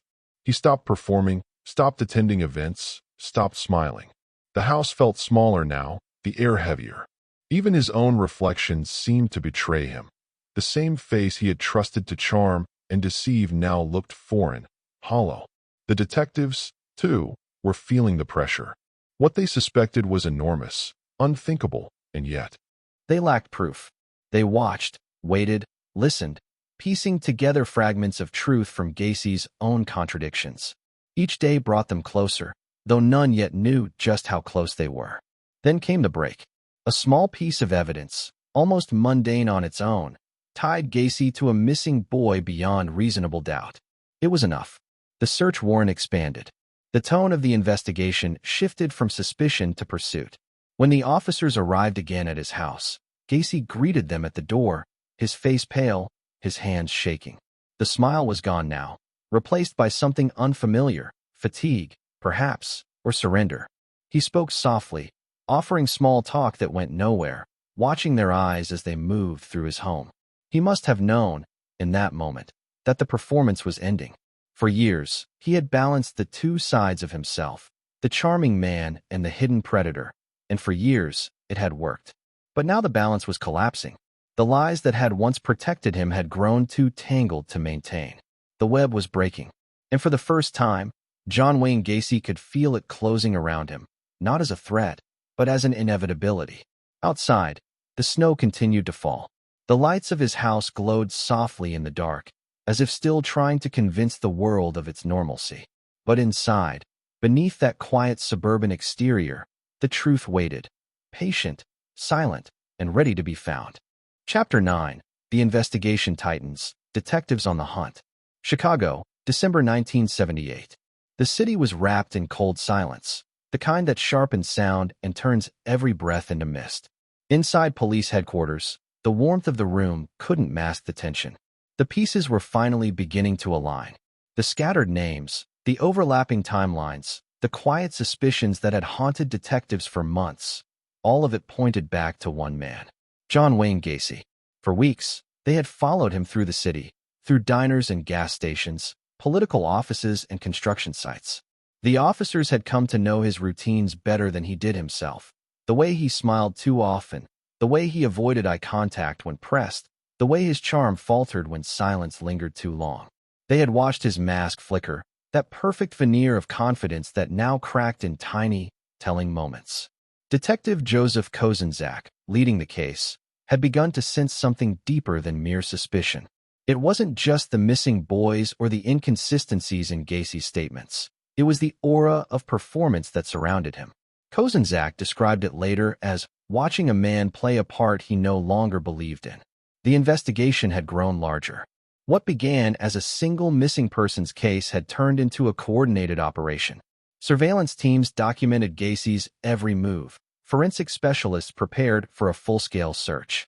They were close enough to feel it, though they still didn't know the scale of what they were about to uncover. Each new piece of information tightened the noose. Witnesses came forward with quiet stories that had once seemed too trivial to matter. A job interview that never happened, a strange encounter near Gacy's home, a night someone saw his car parked where it shouldn't have been. Alone, they were fragments. Together, they formed a pattern too clear to ignore.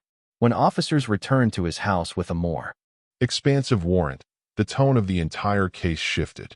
This was no longer a conversation. It was a confrontation. The house that had once radiated charm now felt different. The lights seemed dimmer, the air heavier. Detectives noted the odor again, faint but persistent, a mix of earth and something else they couldn't name.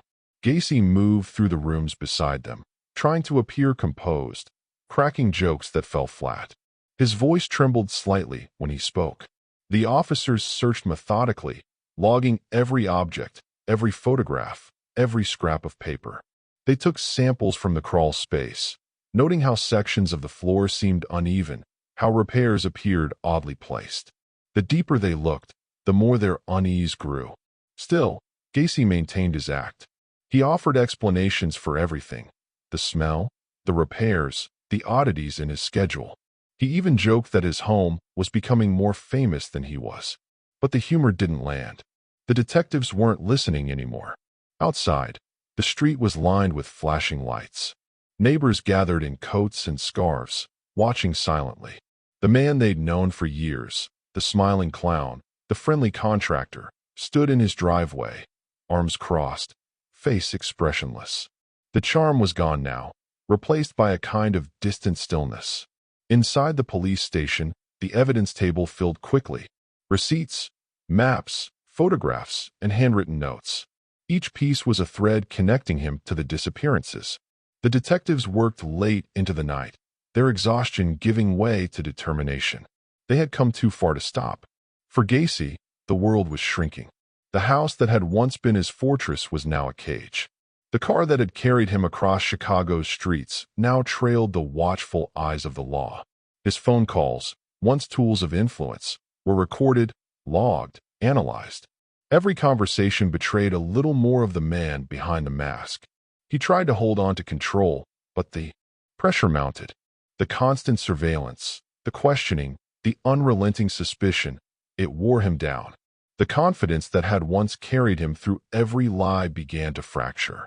In his mind, he replayed the same thoughts. They have nothing. I've beaten worse. I just have to hold on a little longer. But deep inside, a different voice whispered the truth, one he could no longer ignore.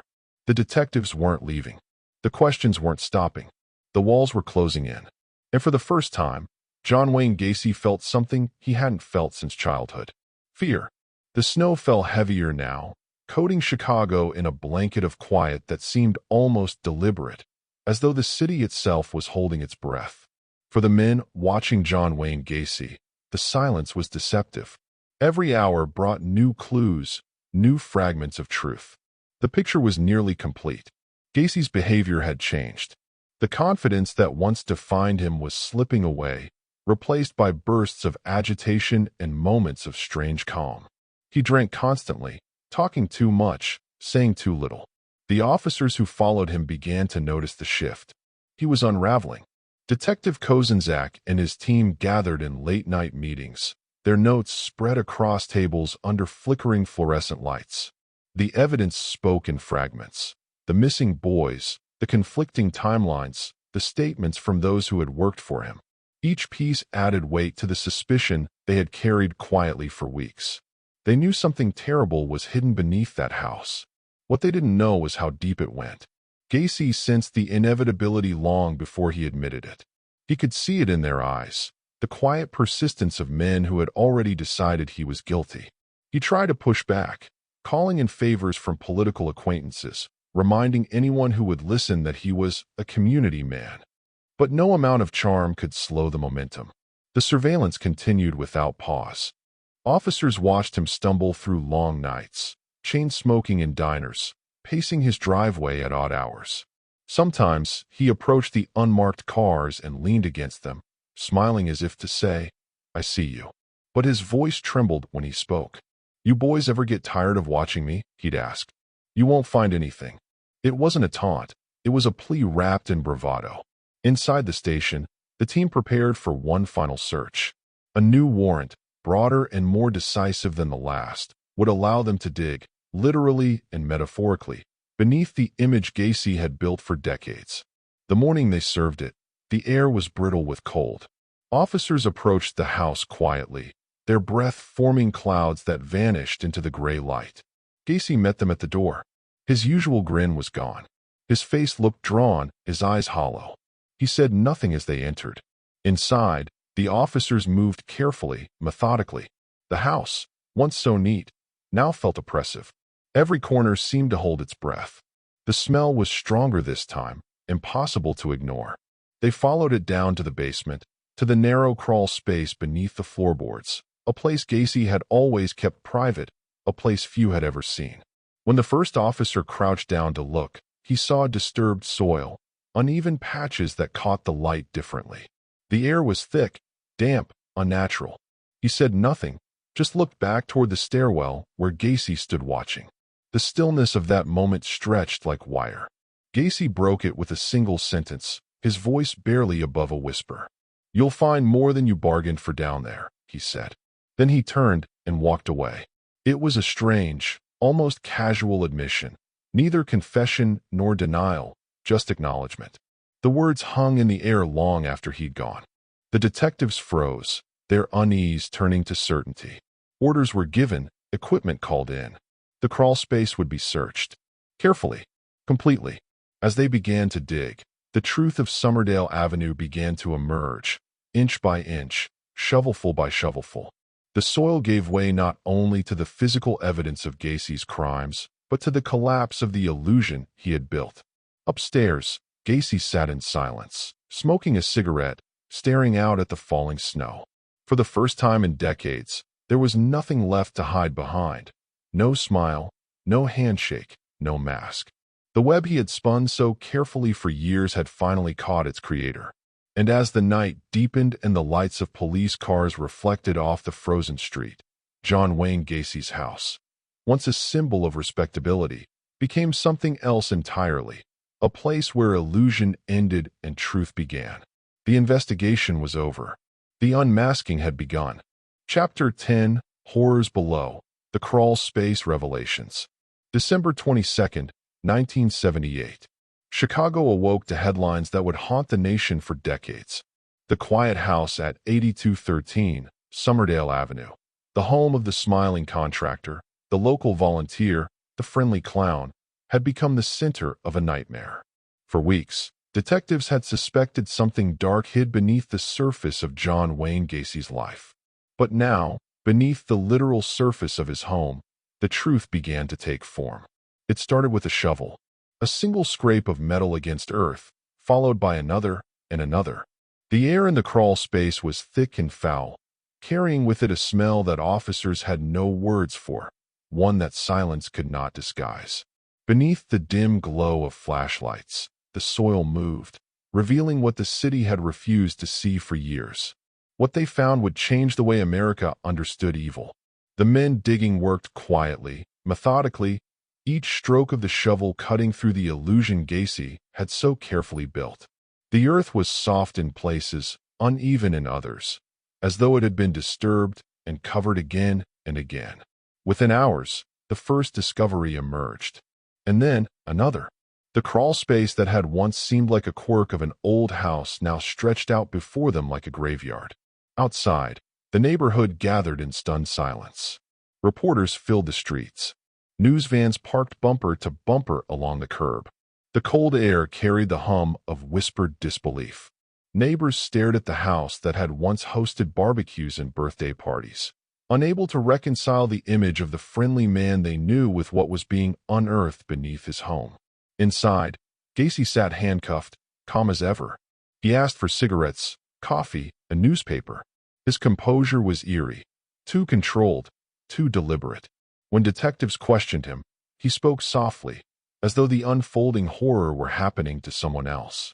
He described things in fragments. Half-truths, evasions wrapped in politeness. "You wouldn't believe what's under there," he said once, almost conversationally. His tone was devoid of emotion, as if recounting a strange story rather than a confession. For the investigators, the discovery transformed from shock to grim determination. They worked for days, sifting through the dirt, documenting every inch of the crawl space. Each finding deepened their understanding of what they were dealing with. Not just a crime scene, but a meticulously constructed labyrinth of deception. Psychologists later said that Gacy's crawl space symbolized his mind, a place where he buried not only his victims, but his guilt, his rage, and his fractured identity. It was a compartmentalization made physical. Above ground, he was the perfect citizen. Below, the truth lay hidden, silent, suffocating. The process of uncovering it was excruciatingly slow. Officers worked in shifts, emerging pale and silent from the crawl space, their faces blank with exhaustion. The press surrounded the house day and night, flashes of cameras lighting the snow-covered lawn. And through it all, Gacy remained detached. He offered explanations that twisted reality, claiming he'd been helping someone, or that others were responsible. He spoke in circles, unable or unwilling to face what his own words implied. Detective Kozenzak later said that what struck him most wasn't the horror itself, it was Gacy's calm. He wasn't angry, he wasn't remorseful, he recalled. It was as if he'd separated himself from it completely. In truth, he had. The mask that had once been for the world now shielded him from himself. He had spent so long pretending to be someone else that even as his world collapsed, he remained inside the role. The investigators continued their grim task. Each discovery was marked, recorded, and handled with care. The crawl space, once a symbol of control, had become a monument to exposure. The secrets were out, and no amount of denial could put them back. Outside, snow continued to fall on Somerdale Avenue, covering the ground like a shroud. The lights of the house glowed faintly through the windows, casting soft, distorted shadows across the yard. The world was beginning to understand that beneath every calm face, there can exist an abyss. The house on Somerdale was no longer a home. It was a mirror, reflecting how deception, control, and charm could mask unimaginable darkness. And as police worked into the night, the final illusion of John Wayne Gacy, the good neighbor, the clown, the respectable citizen, crumbled into the cold December air. The news broke across Chicago like a winter storm. What began as a quiet police operation on Somerdale Avenue had erupted into a national headline. Bodies found in contractors' crawl space. Within hours, the street was flooded with reporters, cameras, and onlookers. Snow mixed with mud as people gathered in disbelief, staring at the house that had become a symbol of everything they feared but never imagined. The lights of television vans painted the night in harsh white. Microphones hovered in the cold air. Every detail, every whisper, every rumor became part of a collective gasp that stretched far beyond the city. America was seeing the mask of normalcy ripped away in real time. Inside, the crawl space had turned into a place of grim silence. The officers who worked there moved with deliberate precision, speaking little, each man consumed by the weight of what he was witnessing. They took breaks only to breathe, their faces pale, their movements automatic. What they uncovered wasn't just physical evidence. It was a portrait of a mind that had hidden its horror beneath layers of civility. Forensic experts and detectives worked side by side, mapping the narrow tunnels beneath the house, marking each discovery with quiet reverence. The air was damp, heavy with earth, but also something intangible, the lingering presence of the years of deceit that had built this place. As more discoveries were made, the scope of Gacy's crimes came into focus. The crawl space was larger than anyone imagined, a maze of disturbed soil and improvised chambers. Each new revelation deepened the collective disbelief.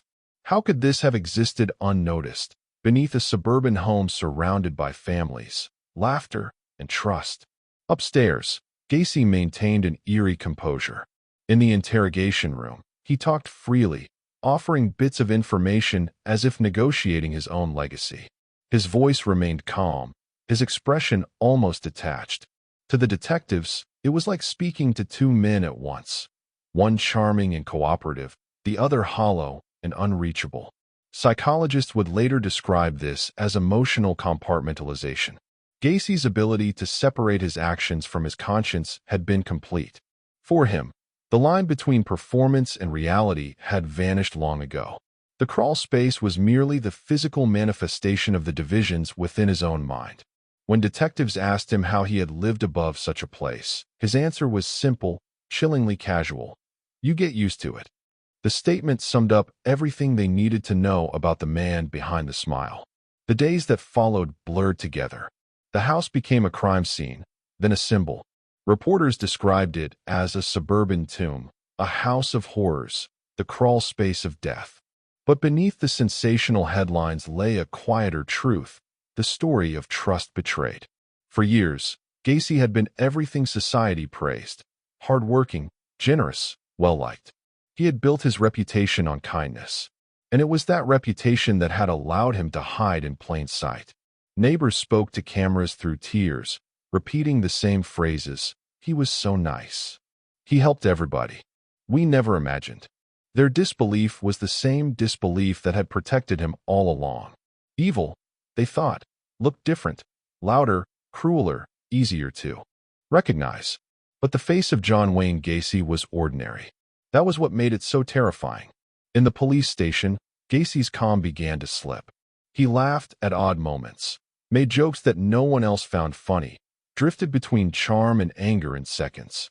The walls that had held his double life together were gone, and the man beneath was fragmented, half performer, half spectator, unable to reconcile who he had become with the image he'd built. Detective Kozenzak watched him carefully during those hours. Later, he would say, "There were moments when he looked at me, and I swear I wasn't looking at John Gacy anymore. I was looking at emptiness wearing his face." By the end of the week, the full scale of what lay beneath the house was undeniable. The numbers were staggering, each one a name, a story, a family left searching for peace. The crawl space that Gacy had once guarded so fiercely was now stripped bare, not of soil, but of secrets. Outside, the street that had once been filled with laughter now stood in mournful silence. The Christmas lights on nearby houses blinked faintly in the snow, indifferent to the grief that had settled over the neighborhood. The investigation was nearly complete. The search had ended where it began, beneath the surface, and what they found there would forever change how America looked at its monsters. Because John Wayne Gacy was not the stranger lurking in dark alleys. He was the man next door, smiling, helpful, respected. And the crawl space beneath his home was a reminder that evil does not always hide in the shadows. Sometimes, it lives quietly beneath the floorboards of trust. Chapter 11, Arrest and Confession, The Clown Unmasked. December 21st, 1978, a date etched into Chicago's memory. For days, the police had searched, dug, questioned, and waited. The evidence was now undeniable. The man they had once politely interviewed, who had served pancakes to his pursuers and waved to them from his driveway, was no longer a suspect. He was the center of a storm unlike any the city had ever seen. That morning, officers arrived at 8213 Summerdale Avenue with quiet purpose. There was no more small talk, no polite laughter. The time for conversation was over. The air was brittle and still, the ground frozen beneath their boots. When they knocked on the door, Gacy opened it without hesitation. His face was pale, his hair unkempt, his eyes distant, as if he'd been waiting for this moment all along. They told him he was under arrest. He didn't resist. He simply nodded, as though acknowledging something inevitable. The cameras outside caught the image. The man once known as the community's cheerful volunteer, the smiling Pogo the Clown, being led away in handcuffs. The flash of bulbs illuminated his face, and in that cold, expressionless stare, America saw the unmasking of a monster who had lived among them for years. At the station, the real unraveling began. The interrogation room was small, its fluorescent lights harsh and unflattering. Gacy sat at the metal table, hands folded neatly, calm as ever.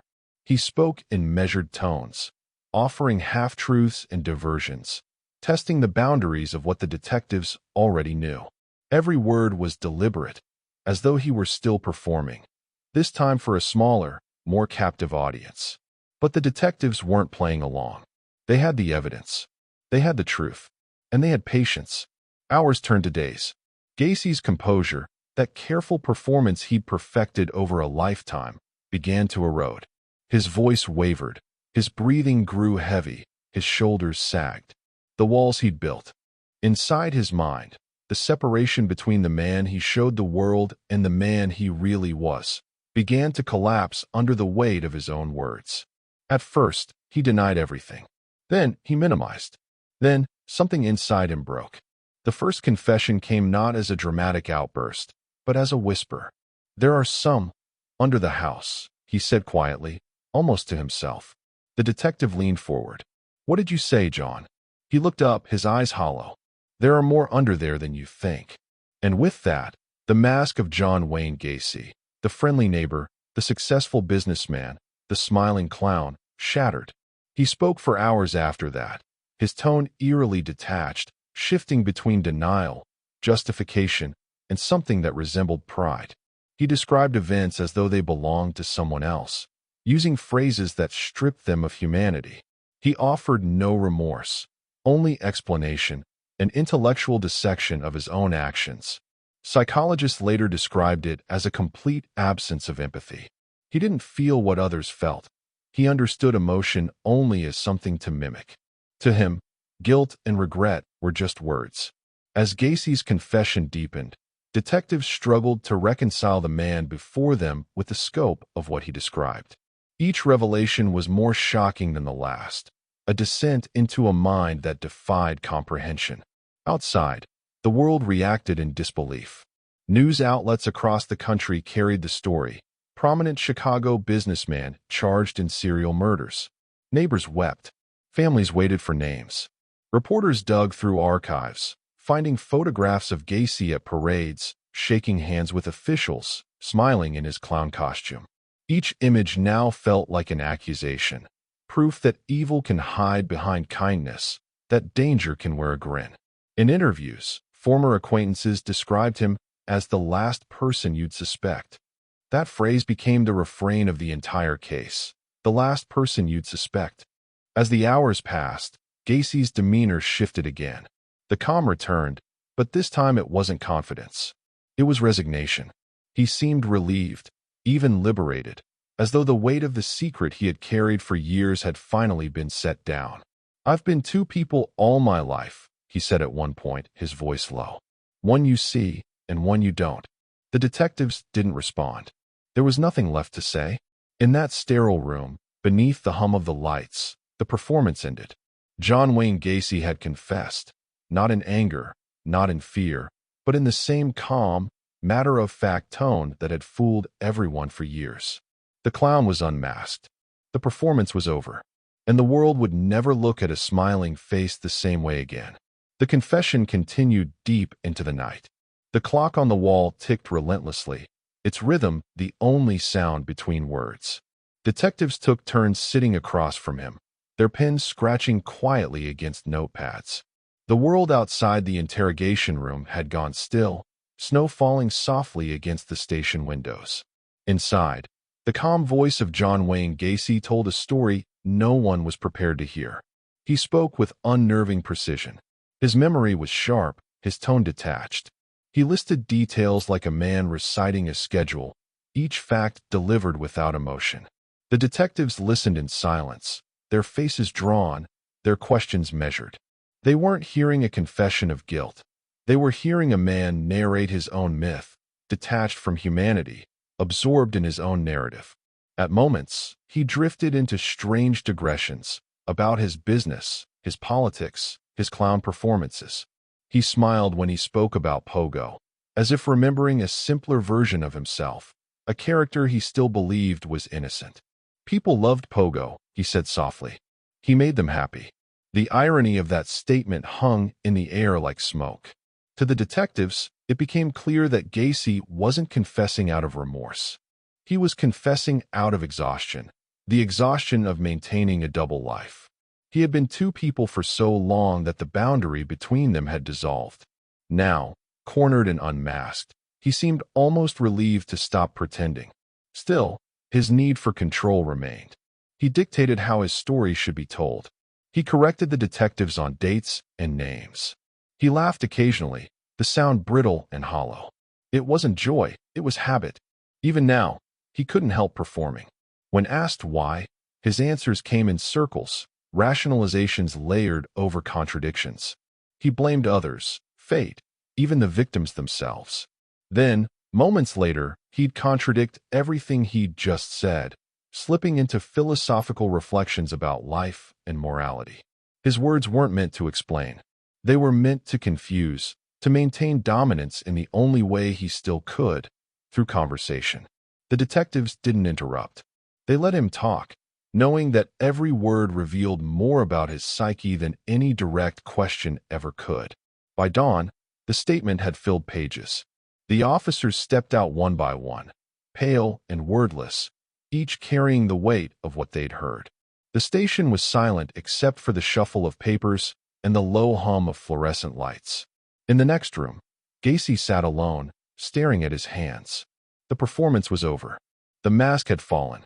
But there was no visible regret, no visible relief, only emptiness. When a reporter later asked one of the lead investigators what struck him most about that night, his answer was simple. It wasn't what he said. It was how ordinary he looked while saying it. That was the essence of the horror, the ordinariness. The man who had marched in parades, who shook hands with public officials, who made children laugh in hospital wards, was not a shadowy figure lurking in the dark. He was a man you might meet at the grocery store, a neighbor you'd trust with your keys. In the following days, as his confession became public, the world recoiled. The image of Gacy in his clown costume spread across newspapers and television screens. The contrast between the smiling face of Pogo the Clown and the grim reality of his crimes became a symbol of modern evil. The terrifying notion that the most dangerous monsters are often the ones who look most human. Psychologists and criminologists from across the country dissected his case. Some called him a psychopath, others a narcissist, others something that defied classification. What they all agreed on was that Gacy represented a shift in the American understanding of evil. He wasn't the stranger in the dark alley. He was the man next door, polite, dependable, invisible in his normalcy. In his cell, Gacy remained composed. He read the newspapers that reported on him, cutting out the articles, underlining certain phrases. He spoke to guards politely, joked with his lawyers, and slept soundly. When asked if he felt remorse, he smiled faintly and said, "I'm fine with myself." That was the truth of John Wayne Gacy. He didn't fear judgment because he didn't believe in it. The world around him existed only as a stage, and every person in it was an audience. Even now, in the quiet of his confinement, he believed the spotlight still belonged to him. The detectives who had chased him for months now faced the hollow aftermath of victory.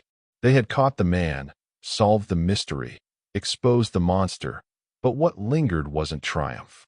It was unease.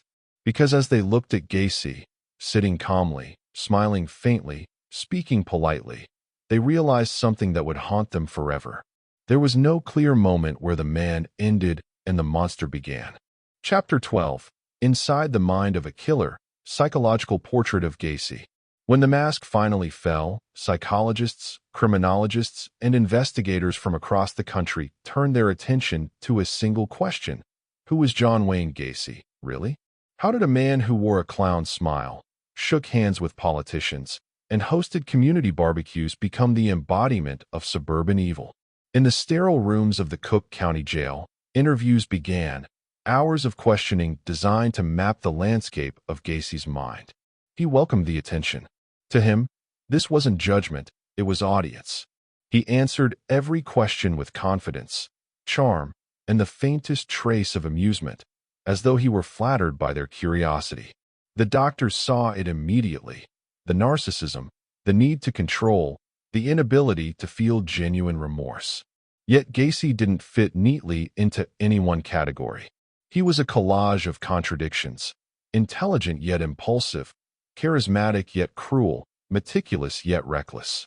His crimes were deliberate, but his explanations were incoherent. He spoke of fate, of confusion, of injustice. He spoke as though the man in the clown suit and the man beneath the house were strangers to one another. "I'm not a monster," he said once. "I'm just misunderstood." It was a sentence that echoed through every report written about him afterward. Psychiatrists studied him for months, trying to reconcile the two halves of his personality. What they discovered was less a split than an absence, a hollow core where empathy should have been. Gacy understood right and wrong as ideas, but not as feelings. He could define guilt, but he could not feel it. In his mind, life was performance. Every interaction, every smile, every act of kindness was a calculated move. To him, relationships were transactional, based on power, control, and perception. He read people the way others read books, searching for weaknesses, vulnerabilities, and opportunities. When psychologists asked him how he viewed his victims, he deflected. They weren't angels, he said. They made choices. It was a small sentence, but it revealed everything. He had rewritten his own story so thoroughly that he no longer recognized himself as the villain. One doctor noted, "He doesn't lie because he needs to. He lies because truth holds no value for him." That was the essence of Gacy's pathology, control through distortion. He didn't just deceive others, he deceived himself. His mind was a maze built from contradictions, order and chaos, charm and cruelty, confidence and emptiness, and at its center was nothing but the echo of his own voice. When investigators replayed his taped interviews, what struck them most wasn't the horror of what he described, but the calmness with which he described it. His tone never changed. His voice was smooth, conversational, almost pleasant. There was no tension, no hesitation. It was as though he were telling a story about someone else. That detachment became the foundation of his psychological portrait. Gacy was classified as a psychopath, not insane, not delusional, but entirely lacking in conscience. He could mimic human emotion perfectly, but only mimic it. He wore empathy the same way he wore his clown makeup, carefully, convincingly, and only when others were watching. Experts called him a mask wearer, a man who built layers of identity to hide the void beneath. There was the businessman, the volunteer, the clown, the neighbor, each one a separate costume designed to reflect what people wanted to see. And beneath them all, the real Gacy, the one no one saw, was a man consumed not by anger or passion, but by an obsession with control. That was what his crimes were really about, control. The power to decide who mattered and who didn't, who stayed and who disappeared. To Gacy, control was life itself. When he lost it, even briefly, the facade cracked.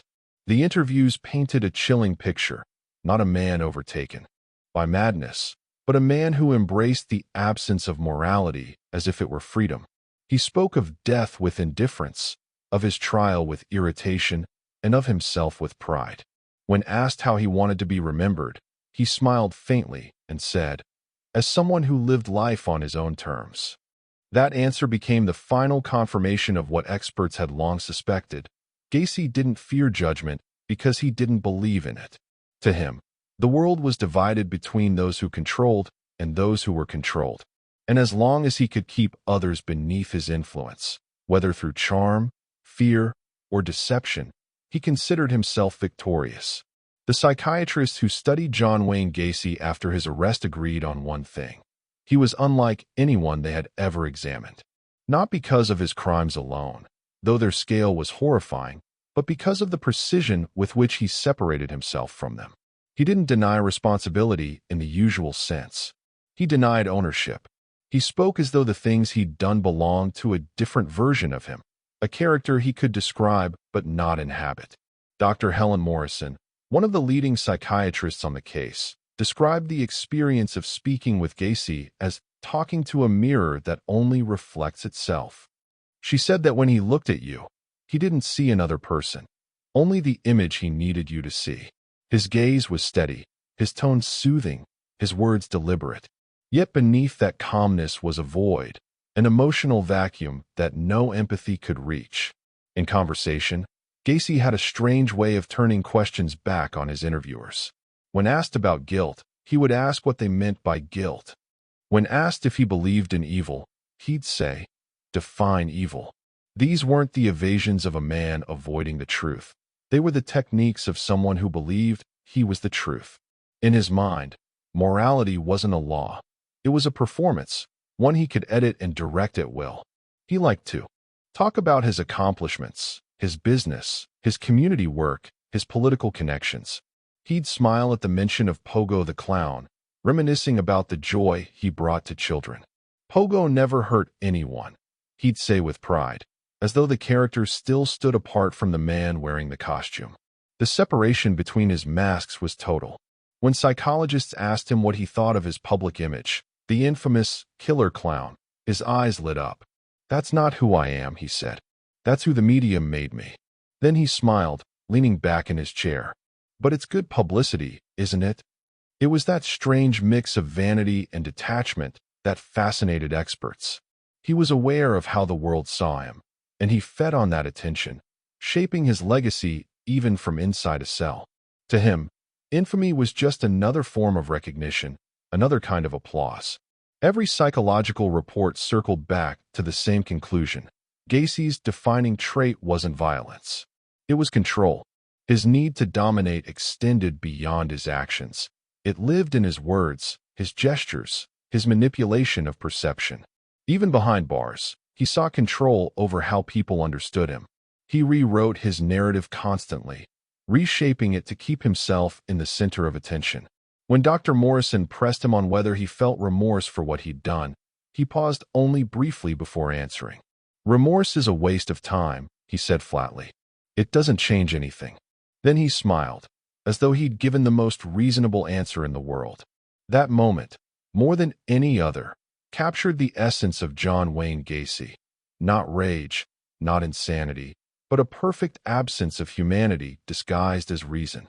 He described his life as if it were a story that happened to someone else. "I've had good luck and bad luck," he said. "I've been the hero and the villain. Everybody plays their part." He leaned forward then, his eyes bright, his voice calm. "Mine just happens to be more interesting than most." Those who studied him came to see that Gacy's greatest talent wasn't killing, it was performing. His entire life was a stage built on illusion. From the smiling clown makeup to the polished handshake, from the laughter at barbecues to the polite answers in interviews, everything was theater. The tragedy was that the audience, his neighbors, friends, even the city itself, never realized they were watching a show until the curtain fell. Forensic psychologists later coined a phrase for what they observed in him: the mask of sanity. It described individuals who appear perfectly normal, charming, intelligent, socially adept, but whose emotional world is hollow. They understand empathy not as a feeling, but as a tool. They mimic it flawlessly because it gets them what they want. Gacy was the embodiment of that mask. Every version of himself, the businessman, the clown, the neighbor, the family man, was a layer of paint covering an empty canvas. In the end, the experts concluded that Gacy didn't commit his crimes out of hatred or compulsion alone. He did them because he could, because each act reaffirmed his illusion of power. It was never about pleasure. It was about proof. Proof that he was in control, that the rules didn't apply to him, that he could decide who lived beneath the surface of his lies. When asked one final time if he had anything to say to the families of those who had vanished, Gacy shrugged. "They have their grief," he said. "I have my truth." And in that single line, calm and cold as the winter night outside the jail, the psychology of John Wayne Gacy revealed itself completely. A man who saw himself not as evil, but as the author of his own mythology. A man who wore humanity as a mask and believed, until the end, that he could choose what the world would see. Chapter 13. The Trial of the Century. Justice for the Victims. In February 1980, the world's eyes turned toward Chicago once again. The courthouse on the city's west side was packed. Journalists from every major network, families clutching photographs, and members of the public who had come to witness the end of one of America's darkest stories. The air buzzed with the uneasy mix of fascination and dread. Everyone wanted to see the man who had once been called the Killer Clown.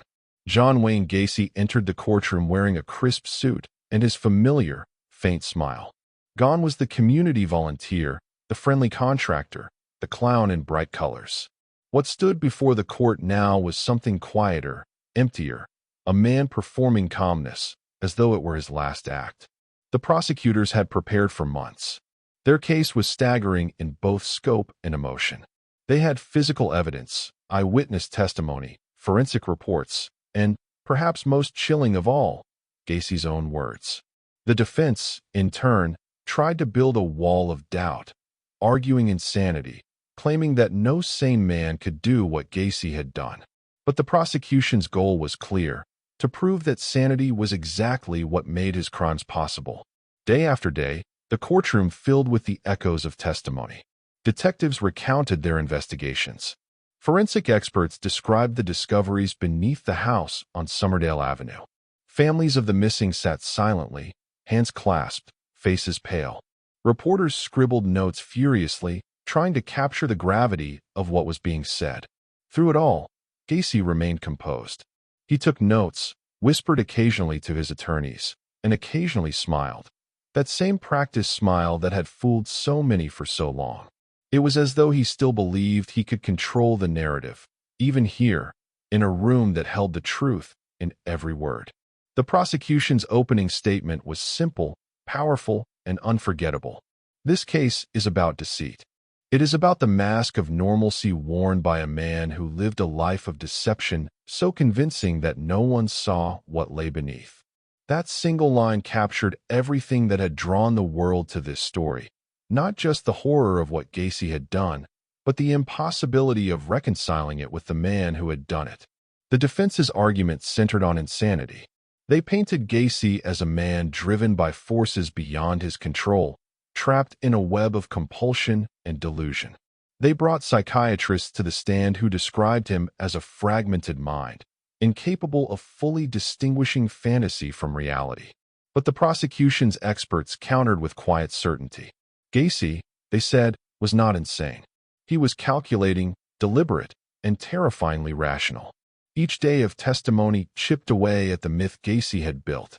The photographs, the maps, the evidence from the crawl space, all laid bare before the jury. The bright colors of his clown costume now existed only as symbols of deceit. The laughter he had once inspired was gone, replaced by the collective stillness of a city confronting its reflection. Reporters described the mood in the courtroom as unbearably polite. There was no shouting, no chaos, only the steady unfolding of facts, each one heavier than the last. The truth arrived not as a storm, but as a slow, steady tide. When Gacy took the stand, he spoke with the same self-assuredness that had defined him for years. He denied certain things, admitted others, and blamed circumstances for the rest. His words were rehearsed, his demeanor calm. He smiled at the jury, joked with his attorneys, and even winked at a reporter. It was performance, one last attempt to reclaim the control that had been stripped from him. But control no longer belonged to him. It belonged to the evidence, to the voices of those who could no longer speak, and to the families who sat through every word, waiting for justice to be spoken aloud. The trial lasted 5 weeks. Each day ended the same way. The lights dimmed, the courtroom emptied, and the quiet weight of truth lingered in the air. For the first time in years, the world saw Gacy without his mask, and what they saw was ordinary. Terrifyingly ordinary. When closing arguments began, the prosecution spoke not of vengeance, but of truth. He smiled at us, the lead attorney said. He shook our hands, he volunteered, he entertained our children, and he did it all while hiding the unthinkable. That is not madness. That is choice. The jury deliberated for less than 2 hours. When they returned, the room fell silent. Guilty, the foreman said. On all counts. There was no outburst, no applause, no relief, only silence.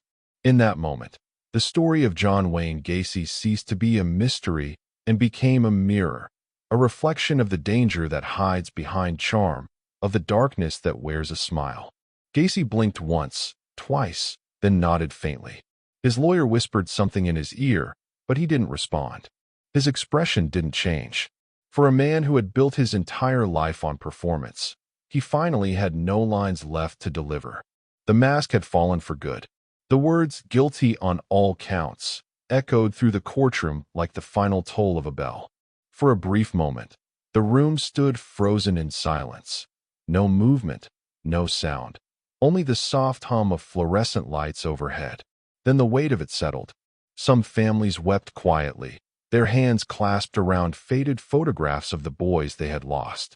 Others simply sat in stillness, eyes closed, as though the word itself had carried years of grief away with it.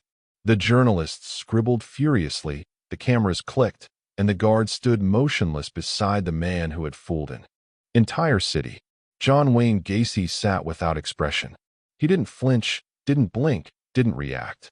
He only exhaled slowly, as if relieved that the performance was over. His attorney leaned close and whispered something, But Gacy didn't respond.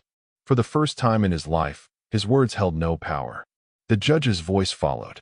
John Wayne Gacy, you are hereby sentenced to death. It was the culmination of everything the investigation had uncovered, everything the families had endured. But justice, even in its clearest form, felt incomplete. Nothing could undo the years of deception, the lives lost, the horror buried beneath that small house on Somerdale Avenue. Outside, the courthouse steps were swarmed with reporters and onlookers. Snow drifted down through the glow of camera lights, softening the chaos. The headlines that night would call it the trial of the century. But for the families, it wasn't about headlines. It was about an ending, and for many, it was the first time in years they could finally breathe. Inside his holding cell, Gacy remained eerily calm. He asked for a newspaper, a cup of coffee, and a cigarette. The guard said he seemed unbothered, even cheerful. "I've got time," he said when asked about the verdict. "They can't kill me tomorrow." That was how Gacy processed justice, as another stage, another delay, another script. In the weeks following the verdict, interviews flooded in. Television anchors, newspaper columnists, psychologists, all wanted to understand the man behind the mask. Gacy obliged. He spoke easily, almost eagerly, offering commentary on his trial, his lawyers, even the media's portrayal of him. "They've made me into a monster," he said once, smirking. "But I'm just a regular guy." The words chilled everyone who heard them. There was no remorse, no reflection, only performance. Experts who had studied him before the trial continued to do so after, dissecting every sentence, every gesture. They noted how Gacy used charm even in defeat, how he framed himself as the misunderstood figure at the center of a story others had distorted. He didn't deny his guilt anymore. He simply reframed it. To him, even judgment was something to control. But outside his small world of denial, the impact of his crimes was reshaping how America understood serial killers. Gacy's case had exposed not only the horror of his actions, but the ease with which evil could hide behind normalcy. It forced police departments to rethink investigations into missing persons, inspired the development of criminal profiling, and opened conversations about how communities view trust and safety. In the months that followed, Gacy's name became synonymous with duplicity, a cautionary tale for a nation that wanted to believe monsters were easy to recognize. Back in his cell, Gacy sketched, painted, and wrote letters. He painted clowns, bright, cheerful, grotesque reflections of himself. He signed them Pogo. They sold to collectors for thousands of dollars, each one a piece of macabre fascination that blurred the line between curiosity and revulsion. Even from death row, Gacy managed to control attention. When journalists visited him, he smiled for the camera. "I'm fine," he'd say. "I eat 3 meals a day. I read. I paint. I'm not suffering. The families are." It wasn't cruelty. It was indifference, a total absence of empathy disguised as calm logic. The families, meanwhile, continued to fight for remembrance, for understanding, for closure. They organized vigils, memorials, and scholarship funds in their children's names. In the face of unimaginable loss, they reclaimed dignity from the man who had tried to take it. By the early 1980s, the frenzy around Gacy began to fade, replaced by something quieter but more enduring: reflection. The city of Chicago, once captivated by the spectacle, now carried the memory of Somerdale Avenue like a scar, visible, permanent, and cautionary. When asked years later what he thought about the verdict, one detective who had worked the case said simply, "It wasn't about punishing a man. It was about showing the world what happens when we stop looking beneath the mask."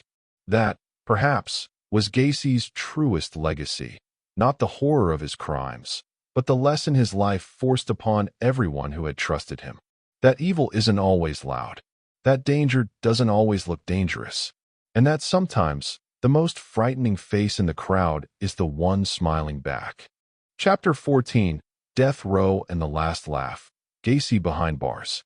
By the spring of 1980, John Wayne Gacy had traded his crisp suits and suburban home for the cold concrete and steel of Menard Correctional Center in southern Illinois. The man who once roamed the streets of Chicago, shaking hands and smiling for photographs, now lived behind bars, his world reduced to a cell barely large enough to pace in. Yet, to anyone watching, Gacy didn't appear broken. If anything, he seemed content. Prison guards described him as polite, cooperative, even cheerful. He kept a routine, reading, painting, writing letters, watching television. He spoke to fellow inmates like an entertainer addressing an audience, always calm, always confident.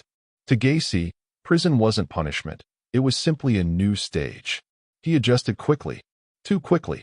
He began painting clowns, self-portraits of Pogo, the cheerful alter ego that had once hidden his darkness. In the paintings, Pogo smiled wide beneath bright colors, his expression frozen in a mockery of innocence. Gacy sold these paintings to collectors outside the prison, earning both money and infamy. Each piece came signed in neat, block letters: John Wayne Gacy, Pogo the Clown. To some, they were disturbing relics of evil. To others, they were grotesque curiosities. To Gacy, they were proof that he still mattered. He received hundreds of letters from strangers, journalists, students, even admirers. He replied to many of them, often in long, rambling essays about his trial, his innocence, and his philosophy of life. "I'm not a monster," he wrote in one. "I'm a victim of the system." It was the same defense he had used since the beginning, reshaped for a new audience. He blamed his lawyers, the media, the police, anyone but himself. "I didn't kill anyone," he'd insist. "Other people used my house." It was absurd, but his conviction in those words made it almost believable. Gacy's letters became infamous for their contradictions. Moment, he claimed to be wrongly convicted. The next, he spoke of the crimes in chilling detail, as though narrating a story he couldn't stop telling.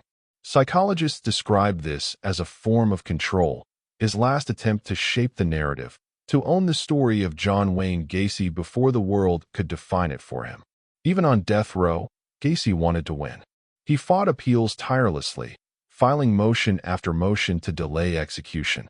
He studied legal documents for hours, often advising other inmates on their cases. Some even called him the jailhouse lawyer. It gave him purpose, and more importantly, the illusion of authority. The years passed quietly. The world outside moved on, but Gacy's name lingered in the shadows of American memory. True crime books, documentaries, and interviews kept his story alive, each one peeling away another layer of his deception. Yet somehow, even in exposure, he thrived. The more the world studied him, the more significant he became in his own mind. In interviews, he downplayed the crimes, mocked the investigators, and spoke about himself as though he were the real victim. When asked about his execution, he smiled faintly and said, "Why should I be afraid of something I can't control?" He was unshakable, or so he wanted people to believe. Guards said there were moments, rare but revealing, when the calm slipped. Late at night, he would pace his cell, muttering to himself, his hands trembling slightly. Some nights, he didn't sleep at all. Other inmates claimed they could hear him talking in the dark, his voice low and rhythmic, as though rehearsing something. Perhaps it was habit. Perhaps it was guilt, in the smallest, quietest form he'd ever allow. Still, he never admitted remorse. When priests visited him, he debated theology. When psychologists probed, he dissected their questions with smug detachment. To the end, he remained his own greatest believer, convinced that charm and confidence could outlive truth. By the early 1990s, after more than a decade of appeals, the courts exhausted every avenue of delay.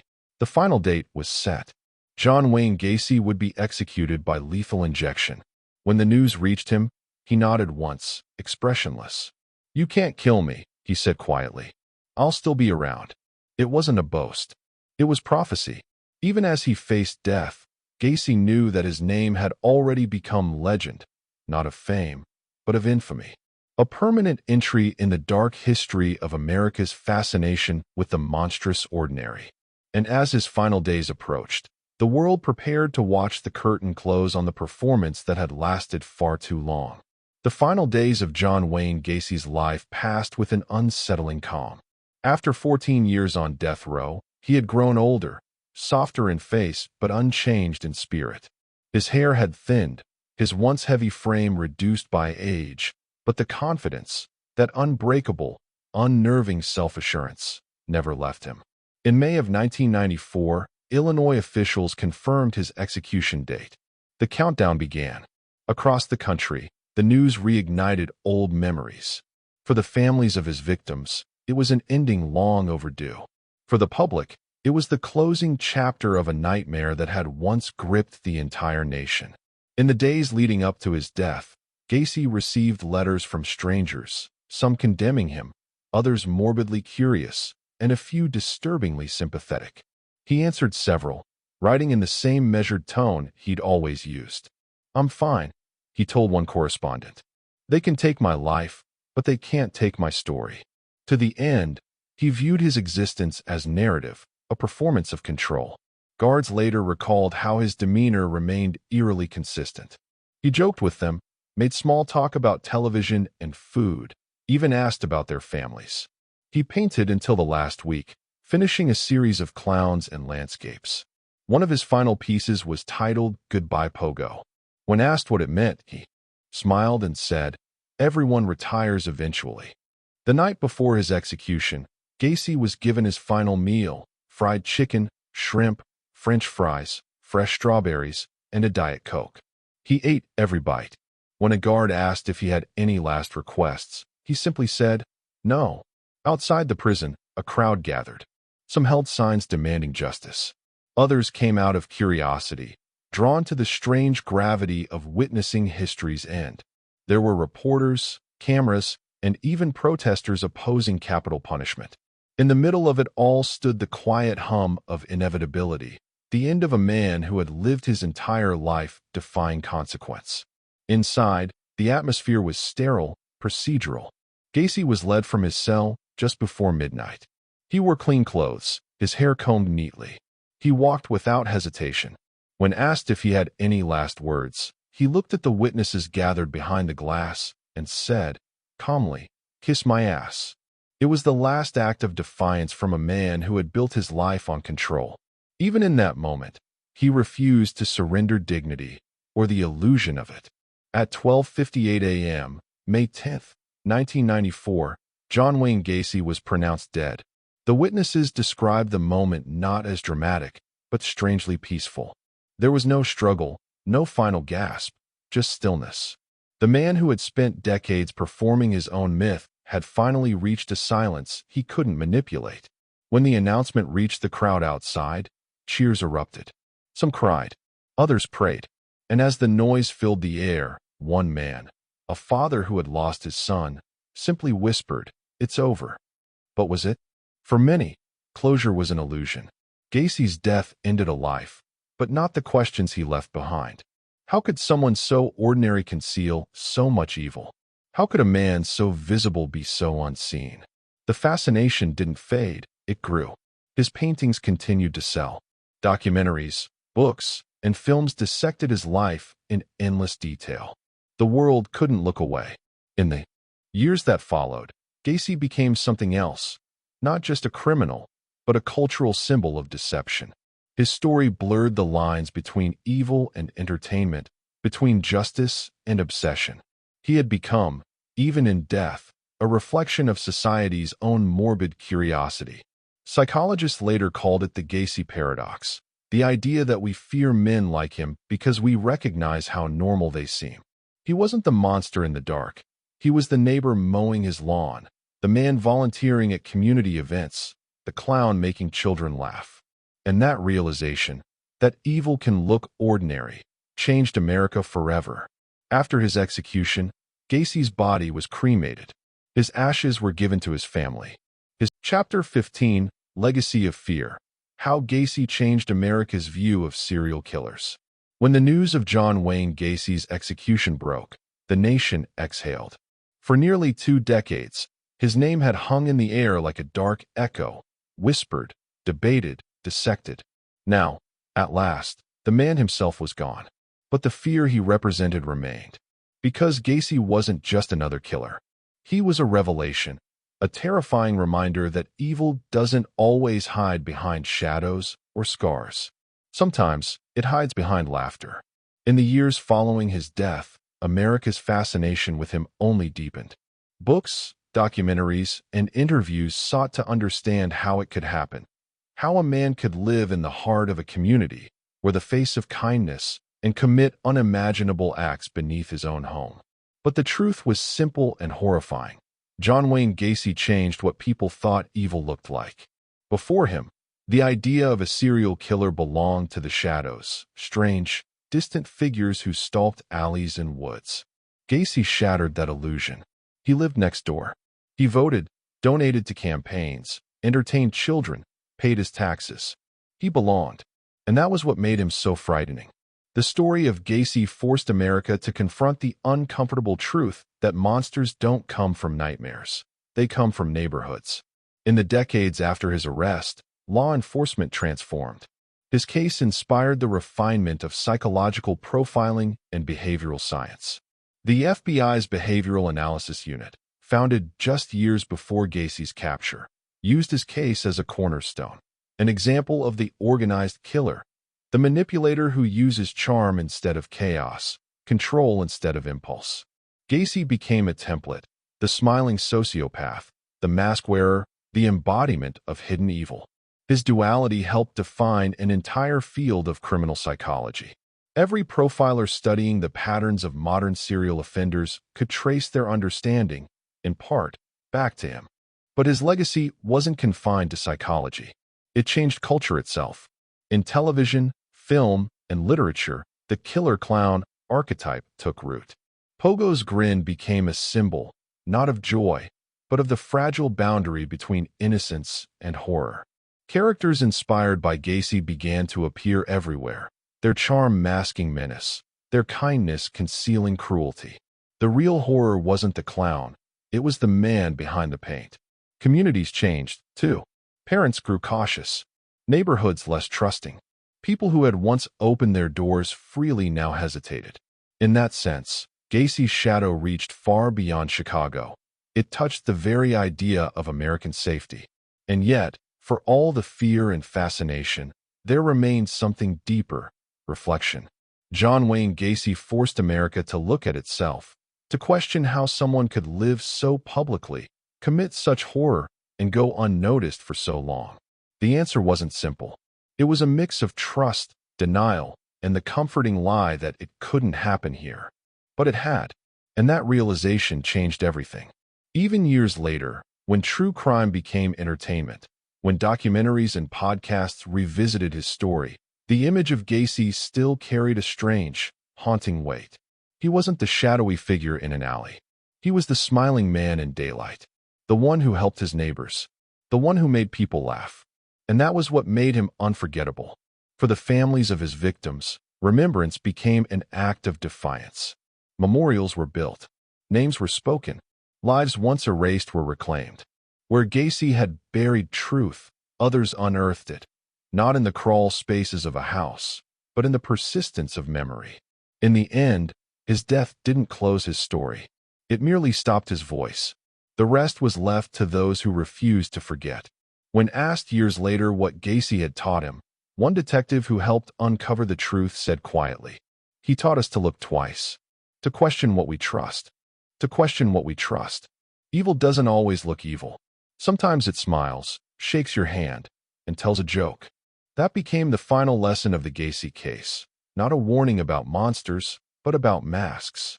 Because the world would go on to see other killers, other horrors. But every time a story began with the words, "He seemed so normal," every time charm became a red flag, every time we hesitated before trusting too easily, the shadow of Gacy was there, silent, patient, eternal. And though his name now rests in the archives of history, his legacy lives in something far more enduring: the collective caution he left behind. A reminder that even in a world full of laughter and light, there will always be faces that smile too easily, voices that speak too gently, and behind them, sometimes, the same quiet darkness that once lived beneath a house on Somerdale Avenue.